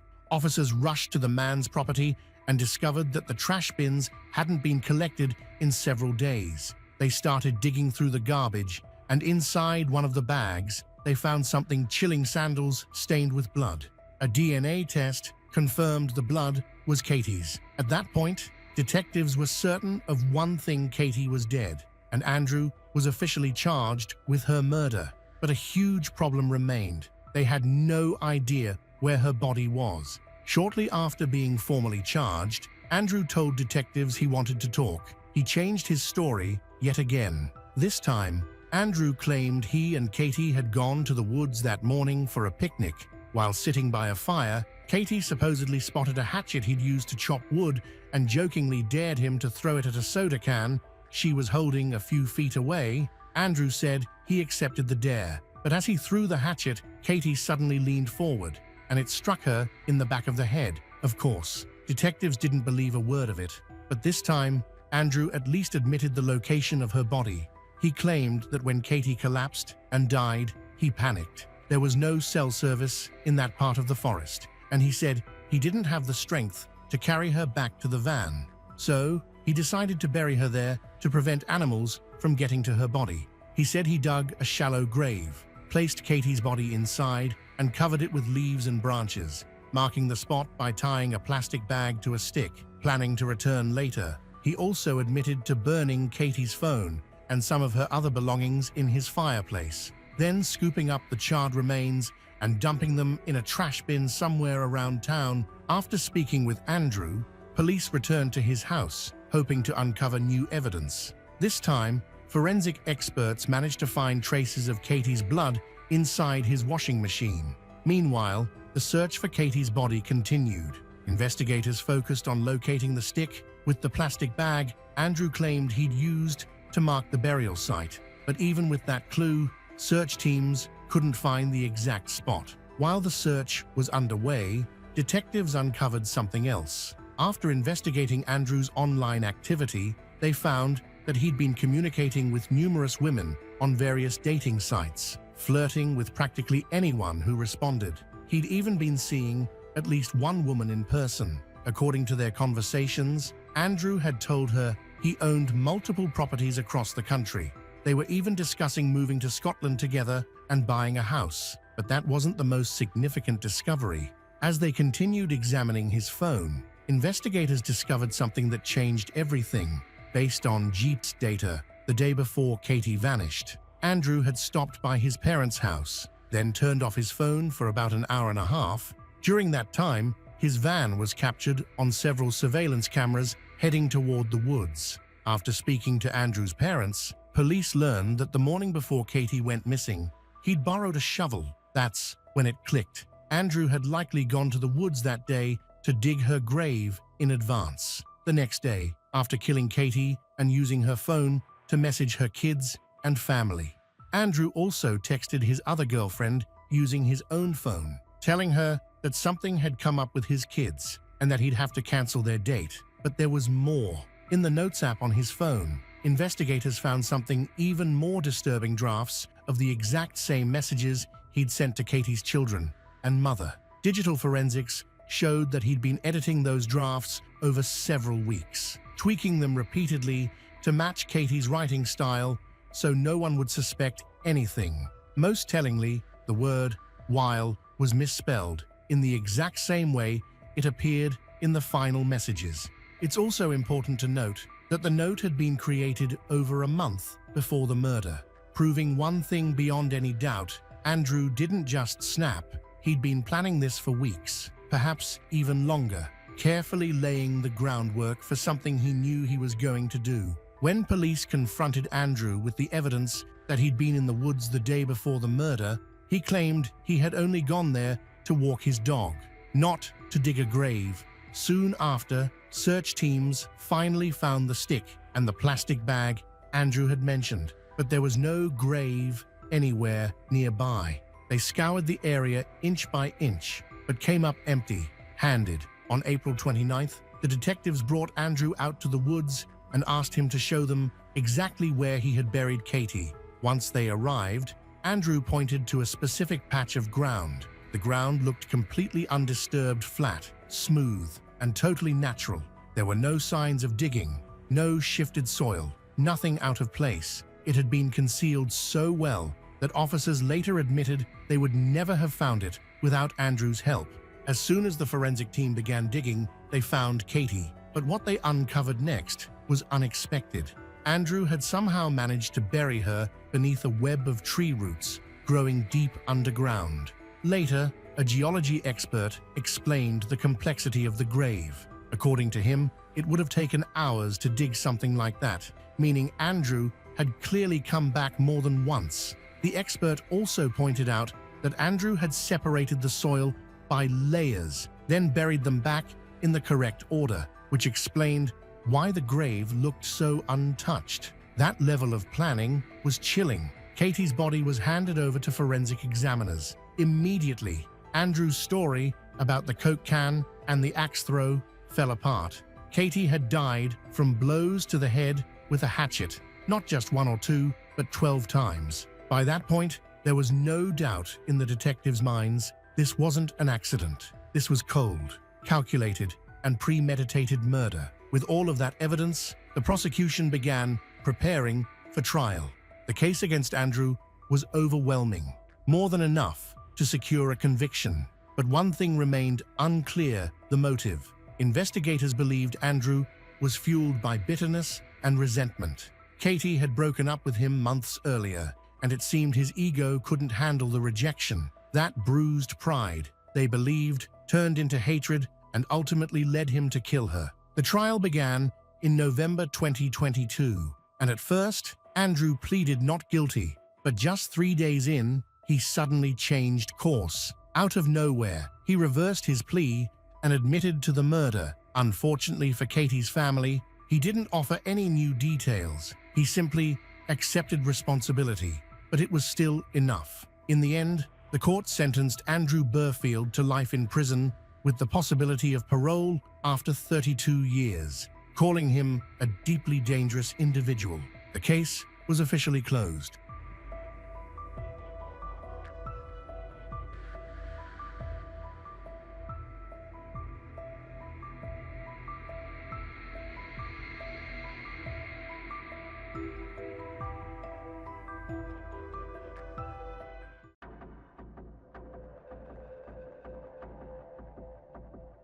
The car had gone off the road and landed in a ditch. At first, it was quiet, but then smoke began to rise. Inside, a woman wasn't moving. Her husband stood outside, simply watching. He didn't call for help. Malcolm John Webster was born on April 18, 1959, in Wandsworth, Greater London. On the surface, his background appeared stable, even enviable. His father, Alexander Robertson Webster, held a high-ranking position within the Metropolitan Police, serving as a detective chief superintendent in the fraud squad.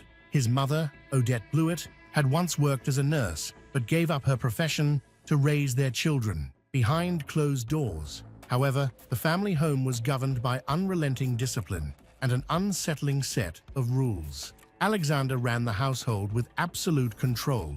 When he used the bathroom, everyone else had to vacate the house. Meals were taken in silence unless he initiated a conversation. Emotional warmth was rare, and affection was nearly absent. Major family decisions, including financial matters, were handled solely by Alexander. From an early age, Malcolm displayed troubling signs. While his twin sister, Caroline, easily made friends, Malcolm struggled to connect, but rather than withdraw quietly, he developed unusual ways of attracting attention. He began pretending to faint, often collapsing at convenient moments to avoid chores or responsibilities. His apparent health issues led to speculative diagnoses, ranging from asthma to epilepsy. Yet, no solid medical explanation was ever confirmed. Doctors prescribed medications based on symptoms, never seeking a definitive cause. As sympathy began to fade, Malcolm escalated his attention,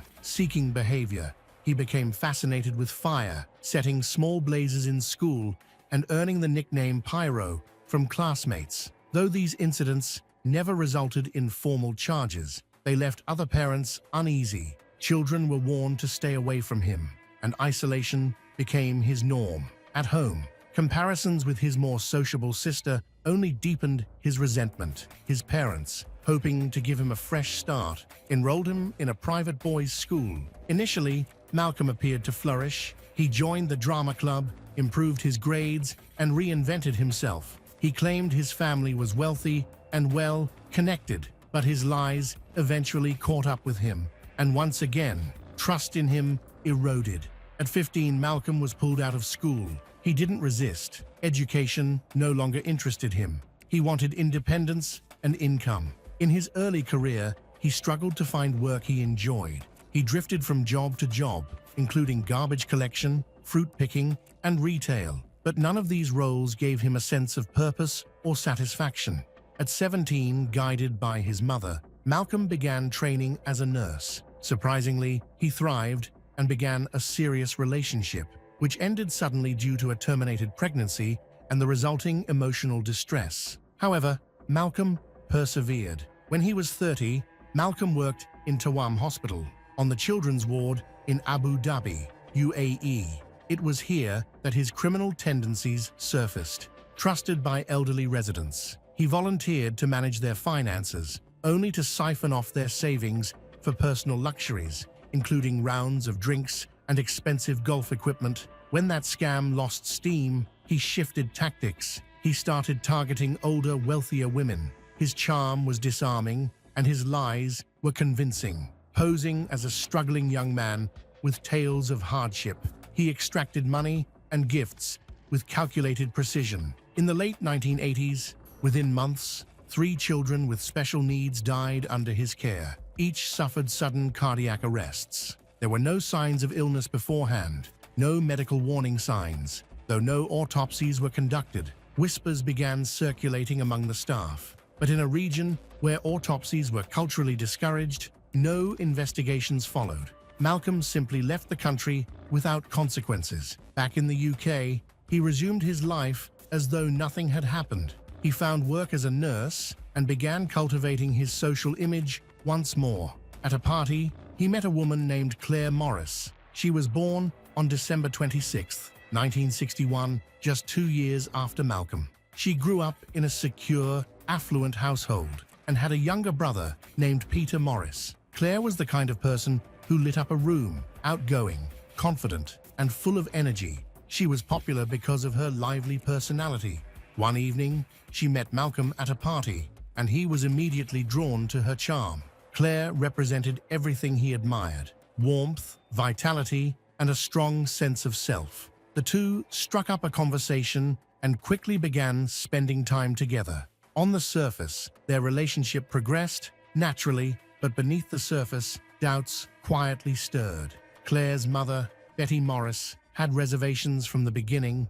There was something about Malcolm that didn't sit right with her. Though she couldn't quite articulate it, her instincts whispered caution. Peter, on the other hand, initially welcomed Malcolm into the family, finding him clever and polite, perhaps a bit of a rogue, but nothing more. From Malcolm's perspective, Claire was radiant. His twin sister Caroline described Claire as generous and kind-hearted, someone who brought genuine happiness into her brother's life. Even Odette, Malcolm's emotionally distant mother, spoke positively of her. For once, it seemed Malcolm had found a partner who might steer his life in the right direction.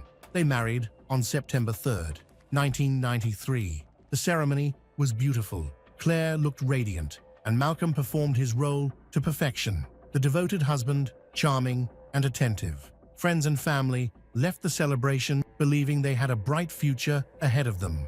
Young, in love, and financially stable. Everything appeared idyllic, but everything changed just 9 months later. On May 27, 1994, tragedy struck.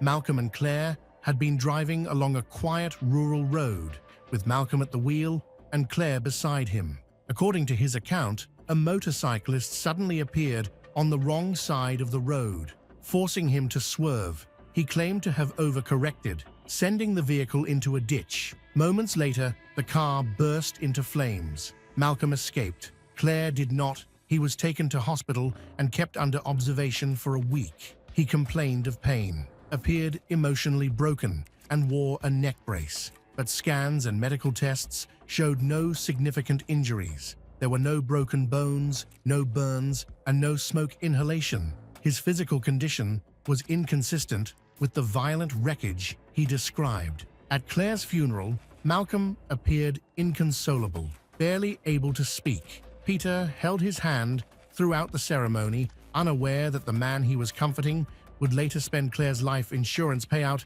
£200,000, an enormous sum in 1994 on a £30,000 yacht, a new Range Rover, and other lavish expenses. The money vanished quickly. Questions began to surface. Why hadn't Claire managed to escape the car, as Malcolm had investigators confirmed that while the car had veered off the road, the crash hadn't been severe. It wasn't traveling at high speed, and the damage didn't suggest a violent impact. The fire's origin remained unknown. Even more troubling was that when Malcolm phoned for help, he told dispatchers the vehicle was empty. Despite his wife being inside, he never mentioned Claire. Despite these troubling details, no formal charges were ever brought. The case was closed, and Malcolm's life continued undisturbed by suspicion. Behind the scenes, he had already moved on. Soon after Claire's death, Malcolm began a secret affair with Geraldine Oakley, a hospital IT manager. Publicly, he was a grieving widower trying to rebuild his life. Privately, Geraldine began noticing unusual behavior. Malcolm talked about Claire's death in unsettlingly clinical terms, often circling back to whether a second autopsy would be ordered. His cold fascination with the topic disturbed her deeply. Geraldine confided her concerns to a consultant pathologist. She feared there was more to Claire's death than anyone realized. Eventually, unable to reconcile her suspicions with their relationship, Geraldine walked away. Unfazed, Malcolm shifted locations once again. By 1995, he was living in Saudi Arabia. There, he connected with a woman named Brenda Grant over the phone. They eventually met in person a few times, but the friendship ended abruptly when, according to Brenda, Malcolm offered her illegal substances, an offer she firmly declined. After his stay in Saudi Arabia, Malcolm relocated once more, this time crossing hemispheres entirely and settling in New Zealand in the mid-1990s. No longer working as a nurse, he presented himself as a computer specialist. At a dinner party that month, he met Felicity Drum, a bright, outgoing cancer nurse. She was intelligent, well-spoken, and 3 years younger than Malcolm. Her personality was magnetic, polished, lively, and full of warmth. For a man like Malcolm, she was the perfect mark. He played the role to perfection, attentive, affectionate, and emotionally present. To Felicity, he seemed sensitive and grounded, often speaking of life's fragility and how important it was not to waste time. Within months, they were inseparable. By January 1997, Malcolm had proposed. They married that April in Auckland, and for their honeymoon, they retreated to the idyllic Bay of Islands. But amid the calm beaches and scenic beauty, a far darker undercurrent began to emerge. Felicity later recounted one disturbing episode from the trip. She drank a cup of tea, prepared by Malcolm, and fell into a deep, unnatural sleep that lasted nearly 36 hours. It wasn't a one-off. In the months that followed, she experienced troubling health issues, double vision, unsteadiness, periods of confusion, and extended bouts of sleep, all suspiciously occurring after eating or drinking something provided by her husband. When she raised her concerns, Malcolm dismissed them as stress-related. Doctors were consulted, but none could pinpoint the cause. Tests showed abnormal liver function, usually associated with substance abuse or medication toxicity, neither of which applied to Felicity, who lived a healthy lifestyle. Still, Malcolm continued preparing all her meals, always at her side, always in control. Their home life soon took on a sinister pattern. Fires began to follow them. One broke out at Felicity's parents' house while the couple was staying there, another at a rental cottage, and a third at a property they were considering purchasing. These accidents left Felicity uneasy, but she brushed them off until Malcolm encouraged her to take out a life insurance policy. She agreed. In 1998, they welcomed a son. From the outside, it looked like a happy family. Malcolm was attentive, affectionate, and often seen doting on his child, but his affection masked a growing deception. In early 1999, Felicity and Malcolm planned to purchase a home in Auckland. Malcolm repeatedly stalled the payment, claiming the funds from a UK bank transfer hadn't cleared. As the February 12th deadline approached, the pressure mounted. That day, Malcolm and Felicity headed to the bank together. During the drive, Malcolm began complaining about the car's steering. Then, without warning, the vehicle veered across 2 lanes and slammed into a ditch. Felicity grabbed the wheel in panic and found it responsive. Nothing about the car's handling felt off. Malcolm got out of the car and asked her to stay put. However, she disobeyed and got out to call the bank, probably to reschedule their meeting. Just a week after the crash, Malcolm arranged a picnic in a remote area. During the drive, the couple argued, nothing major. Then, in an apparent peace offering, Malcolm handed her a bottle of water. Moments later, Felicity passed out. She awoke hours later in the passenger seat, disoriented and groggy. The car was now deep within a forest. Her phone rang. It was her father, worried after not hearing from her. When Malcolm returned to the car and saw her awake, he looked startled, alarmed even. He climbed into the car, tense, and asked how she had managed to regain consciousness. Felicity didn't know. Her head spun. Her memory was foggy, but one thing was clear. Something was terribly wrong. She demanded he take her home immediately. Back at the house, with her senses returning, she started asking questions. Why had they been in the middle of the forest? What had caused her to pass out? Malcolm dodged her inquiries. Then he suddenly clutched his chest and claimed he might be having a heart attack. He rushed off, allegedly heading to the hospital. Hours later, he returned with an astonishing announcement. Doctors had diagnosed him with leukemia, but this was no cry for help. It was a distraction. Felicity's father had already harbored suspicions about his son-in-law. After speaking to the family solicitor, Felicity's father began investigating Malcolm's finances. What he found changed everything. Together, father and daughter searched through Malcolm's belongings and discovered a key to a private mailbox. Inside were damning documents. A bank statement showed that Malcolm had secretly moved 140,000 New Zealand dollars from a joint account into a personal one in Aberdeenshire. Credit card bills revealed he was drowning in debt. Felicity's father took immediate action, securing a court injunction that legally barred Malcolm from the family home. By the time it was served, Malcolm had vanished. He fled New Zealand just as Felicity began to uncover the full scope of the betrayal. Medical tests later confirmed what she had feared. Her body contained dangerously high levels of sedatives, drugs she had never knowingly taken.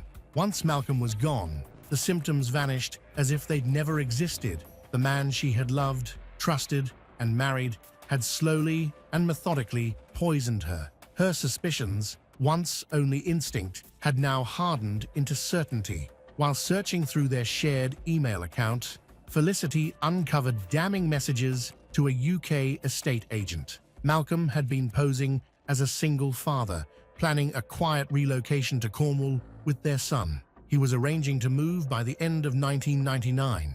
He arranged to move out at the end of 1999. Not a word of this was shared with Felicity. Then came a discovery that changed everything.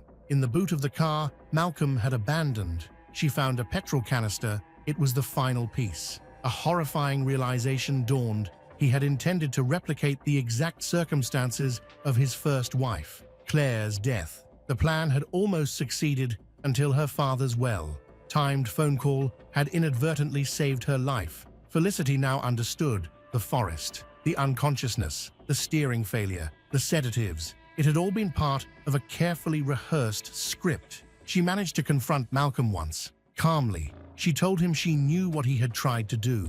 His reply chilled her to the bone. "You would have died happy." That sentence shattered any lingering doubts. Malcolm hadn't just deceived and manipulated her. He had plotted her death with methodical precision. For Felicity, the illusion was destroyed. She now knew she had married a murderer. She went straight to the police. In July 2000, New Zealand authorities issued 4 arrest warrants against Malcolm Webster. The charges were severe, including arson, drugging his wife, and administering substances with intent to cause harm. But Malcolm was already gone, having fled the country before he could face justice. From that point on, he was officially a wanted man. As the investigation unfolded, more details emerged. Felicity had only been aware of 1 life insurance policy, but Malcolm had secretly forged 8 more, with a combined value nearing 2 million New Zealand dollars. His motivation had always been clear: control, deception, and financial gain, no matter the cost. What he did next was true to form. In 2000, Malcolm slipped back into the United Kingdom. He confessed nothing to his family and resumed life as if nothing had happened. He found work, played the role of a respectable man, and once again sought out wealthy women. In August 2004, he met Simone Banerjee at a hospital. He worked in nurse administration. She managed the surgical theater. The two soon became a couple. By 2006, they were engaged. To Simone, Malcolm was a sensitive soul. He shared stories about his supposed battle with leukemia, disappearing for hours and claiming he'd been undergoing treatment. He told her of his tragic past, including the accidental death of his first wife, Claire. He even claimed certain television scenes fires. Car crashes were too traumatic to watch. Simone believed him. She had no idea he was still legally married to Felicity Drum, or that he was a fugitive in New Zealand, or that he had already tried to murder 2 women. But police hadn't stopped tracking him and found him living openly in Aberdeen under his real name. Simone might never have learned the truth had authorities not contacted her directly, warning her of the grave danger she was in. At first, she refused to believe it, but when she confronted Malcolm, he turned pale, packed a bag, mumbled an apology, and walked out. Malcolm Webster was arrested in July 2007 in Scotland. The investigation, known as Operation Field, became an international effort involving over 1,000 witness interviews across multiple countries. Prosecutors charged him with the murder of Claire Morris, the attempted murder of Felicity Drum, and attempting to marry Simone Banerjee under false pretenses to gain access to her estate. As part of the reopened case, Claire's body was exhumed. Forensic analysis revealed that, like Felicity, she had been heavily sedated before her death. This confirmed what many had suspected. Claire hadn't been able to escape the burning car because Malcolm had drugged her, incapacitating her. It was also revealed that Felicity was drugged, even while she was pregnant with their son. The trial would go down in Scottish legal history. It became the longest trial involving a single defendant the country had ever seen. In May 2011, Malcolm Webster was found guilty on all charges. On July 5, 2011, he was sentenced to life in prison with a minimum term of 30 years. Simone later described herself as lucky to be alive. The courtroom testimonies painted a portrait of a man who used trust as a weapon, staging car crashes, setting fires, poisoning those closest to him, and weaving webs of lies for profit. Psychologists diagnosed him with narcissistic personality disorder, manipulative, deceitful, and utterly lacking in empathy. Even after his conviction, Malcolm refused to accept responsibility. In December 2013, he applied to the Scottish Criminal Cases Review Commission, hoping to have his sentence overturned. The process dragged on, but in February 2016, his request was officially rejected. The High Court saw no grounds for an appeal. After a comprehensive investigation into the events of Malcolm Webster's life, the authorities discovered that he had carried out a series of systematic and calculated crimes, mainly for financial gain, through fraud and murder. The investigation, known as Operation Field, spanned 5 years and involved interviews with more than 1,000 witnesses across several countries, revealing a terrifying pattern of manipulation. Malcolm poisoned his first wife, Claire Morris, with temazepam before staging a car crash in 1994 to collect $200,000 in insurance money, spending lavishly on a yacht and a Range Rover.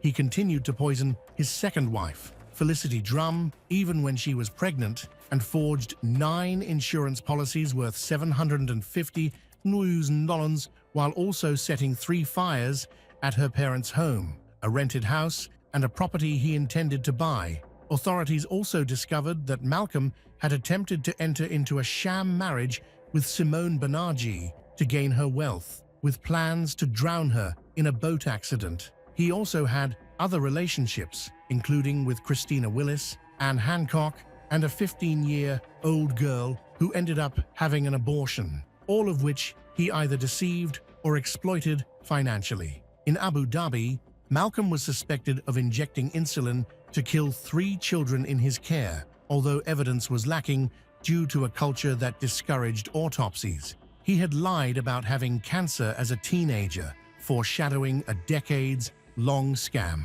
After his arrest in 2007, a search of Simone's home revealed stolen laptops and unlicensed guns. Malcolm was convicted in 2011 of murder, attempted murder, arson, burglary, fraud, poisoning, and attempted marriage fraud, removed from the nursing register in 2013, and attacked in prison, where he hired a hitman to protect him. These revelations exposed a manipulative psychopath diagnosed with narcissistic personality disorder who showed no remorse even after being sentenced to life in prison. Malcolm Webster is currently serving his life sentence at a prison in Lanarkshire, Scotland.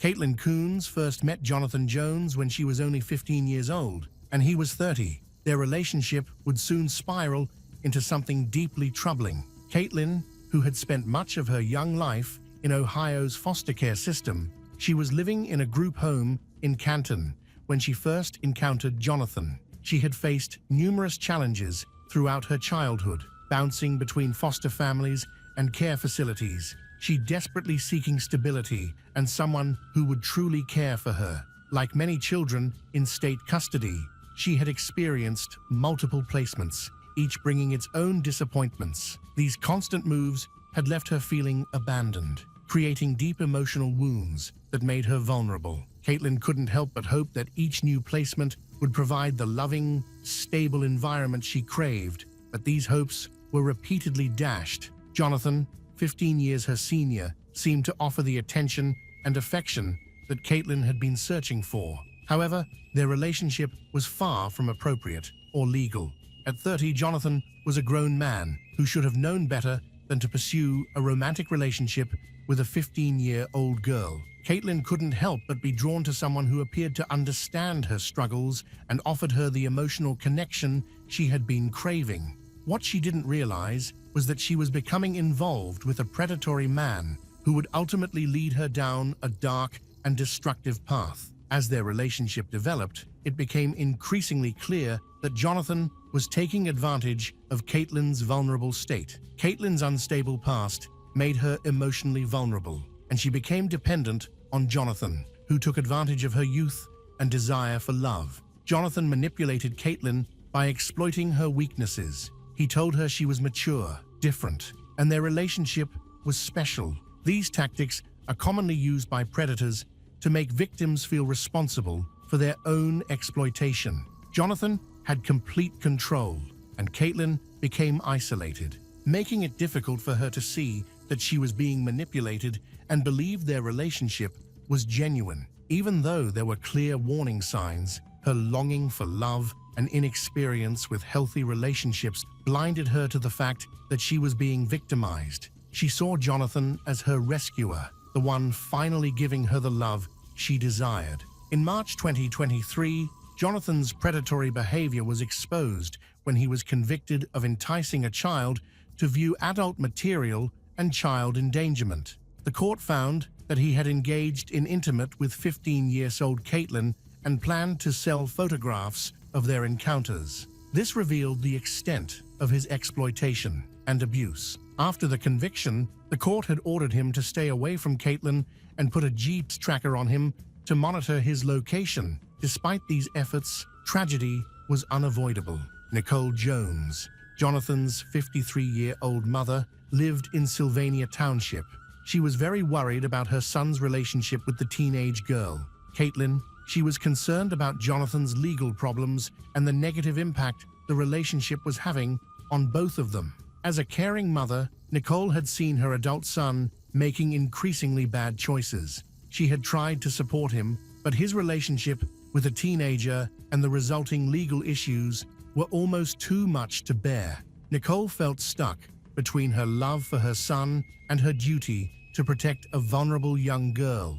The seriousness of the situation and the potential consequences of Jonathan's actions made her even more anxious. As a mother, Nicole had always tried to see the best in Jonathan, even when his behavior was clearly problematic. However, his relationship with Caitlin represented a new level of concern. The teenage girl was undeniably vulnerable and traumatized, and Jonathan appeared to be exploiting someone who needed protection.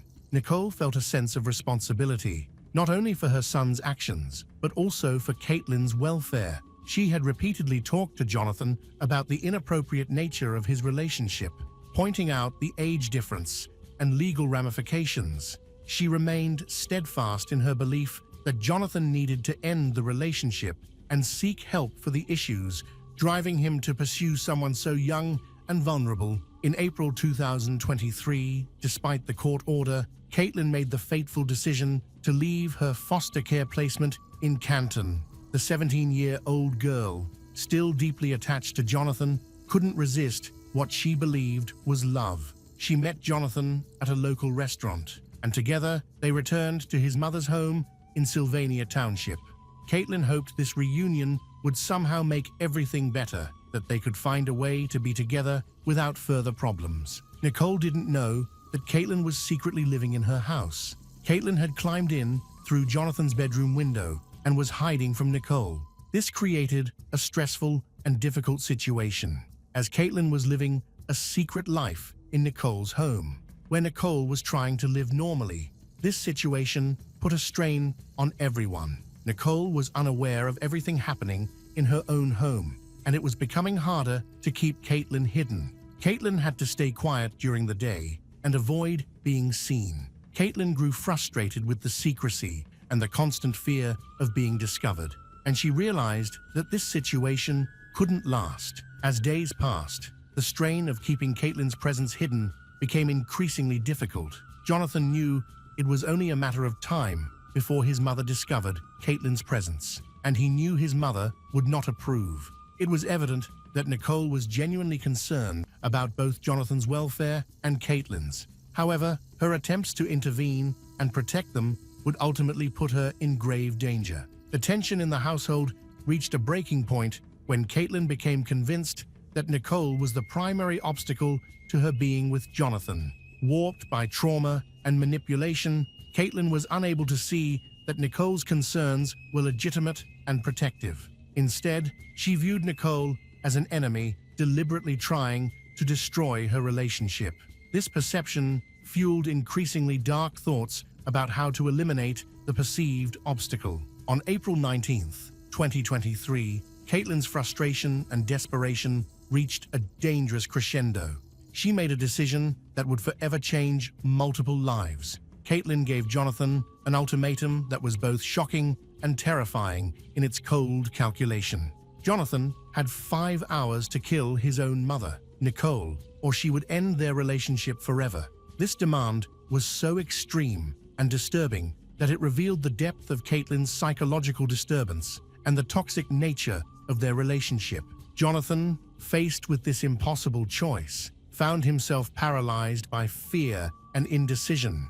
Although he had made numerous poor choices in his life, including his predatory relationship with Caitlin, the prospect of murdering his own mother was apparently beyond even his moral boundaries. As the 5-hour deadline approached, Jonathan could not bring himself to harm the woman who had given him life and had tried to help him throughout his struggles. Caitlin wanted Jonathan to kill Nicole. When he refused, she gave him an extra hour, hoping he would change his mind. But Jonathan still didn't act. So, Caitlin decided she would kill Nicole herself. She believed that for her relationship with Jonathan to work, Nicole had to die. Despite feeling troubled and pressured, she resolved to commit the murder since Jonathan wouldn't. On the evening of April 19th, 2023, Nicole Jones stood in her kitchen, facing her refrigerator. Unbeknownst to her, Caitlin was outside and had found a large rock.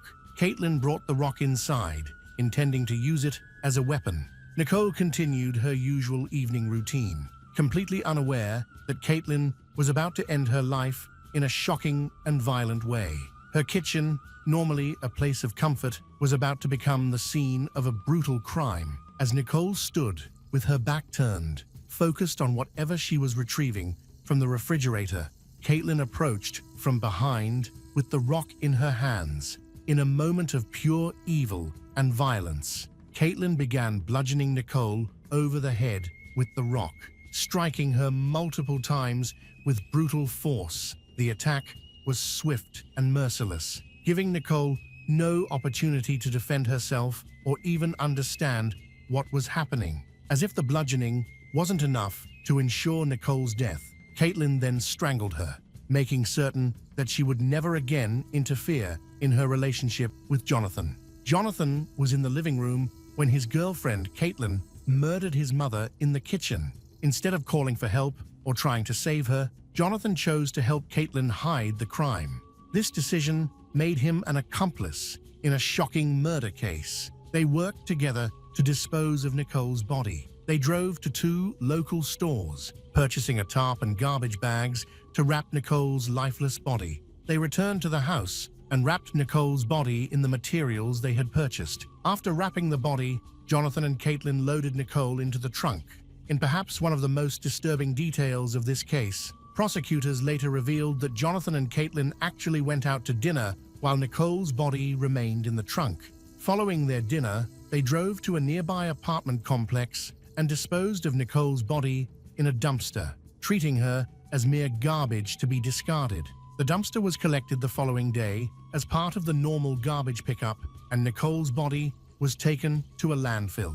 Even though law enforcement searched thoroughly, Nicole's body was never found. This prevents her family from having the closure they would get from a proper burial. With Nicole's body disposed of, Jonathan and Caitlin decided to flee the area to avoid prosecution. They took Nicole's 2021 Buick Encore and began driving west, eventually crossing the border into Mexico.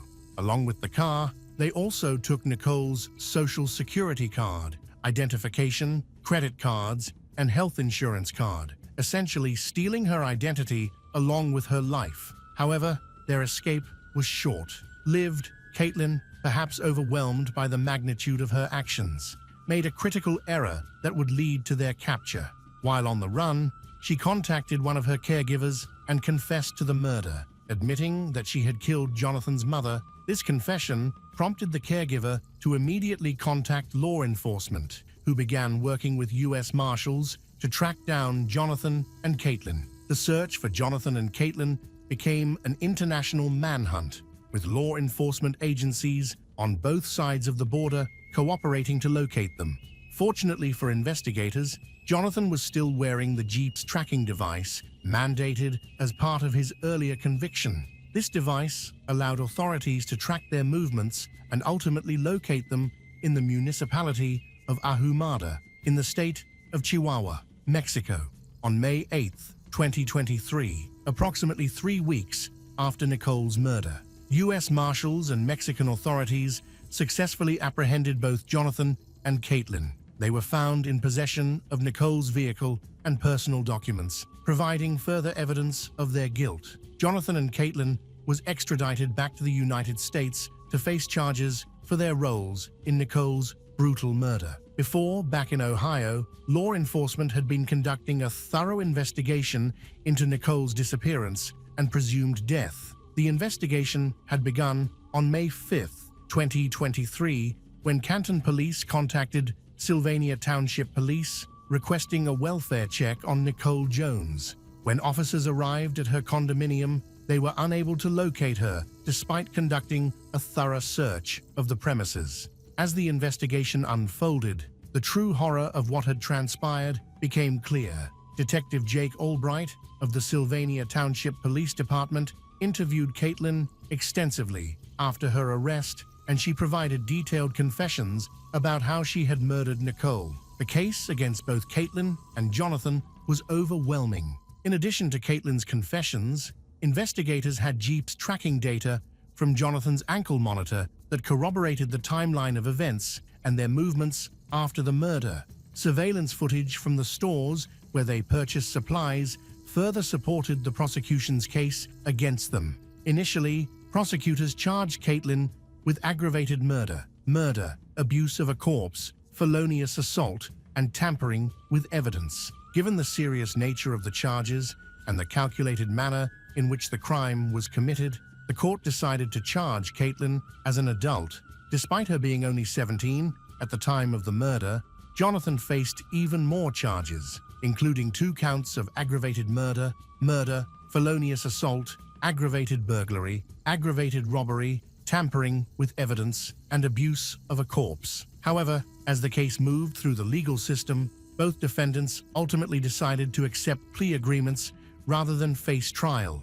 On June 4, 2024, both Caitlin Coons, now 18, and Jonathan Jones, 33, appeared in Lucas County Common Police Court before judge. They each pleaded no contest to charges of aggravated murder and abuse of a corpse. As part of the plea agreement, prosecutors agreed to dismiss the remaining charges against both defendants. The judge sentenced each of them to life in prison with the possibility of parole after 25 years. While this sentence ensures that both will spend decades behind bars, it also means that they could potentially be released while still relatively young, a thought that brings little comfort to Nicole's grieving family. During the sentencing hearing, the impact of Nicole's murder on her family became painfully clear. Nicole's brother, Robert Jones, who is the administrator of her estate, spoke about the devastating effect her loss has had on their family. Lucas County Prosecutor Julia Bates addressed the case following the sentencing, acknowledging the horror of what had transpired and expressing hope that the resolution would bring some measure of peace to Nicole's family. She said, "This was a horrific event." In her statement, they are relieved to reach a resolution in this case. They hope this brings some measure of peace to Nicole Jones's family. May her memory forever live in their hearts. As a result of this case, Robert Jones, representing Nicole's estate, has filed a civil lawsuit against Caitlin and Jonathan for wrongful death. The lawsuit seeks $25,000 in damages, in addition to punitive damages and other expenses. The suit acknowledges that no amount of money can truly make up for Nicole's death and the way it occurred. A tragic part of this case is that Nicole's body has never been found. Her family has been deprived of the fundamental right to give her a proper burial and have a place to remember and honor her. Not knowing where Nicole's remains are located intensifies their suffering. This case serves as a stark reminder of the devastating consequences that can result from predatory relationships and the exploitation of vulnerable individuals. Caitlin, who began as a victim of Jonathan's inappropriate pursuit when she was just 15, ultimately became a perpetrator of one of the most brutal murders imaginable. While this transformation does not excuse her actions, it highlights the complex dynamics that can develop when adults prey upon children who are already struggling with trauma and instability. The residents of Sylvania Township, especially those in Nicole's condominium complex, were deeply disturbed by the terrible crime.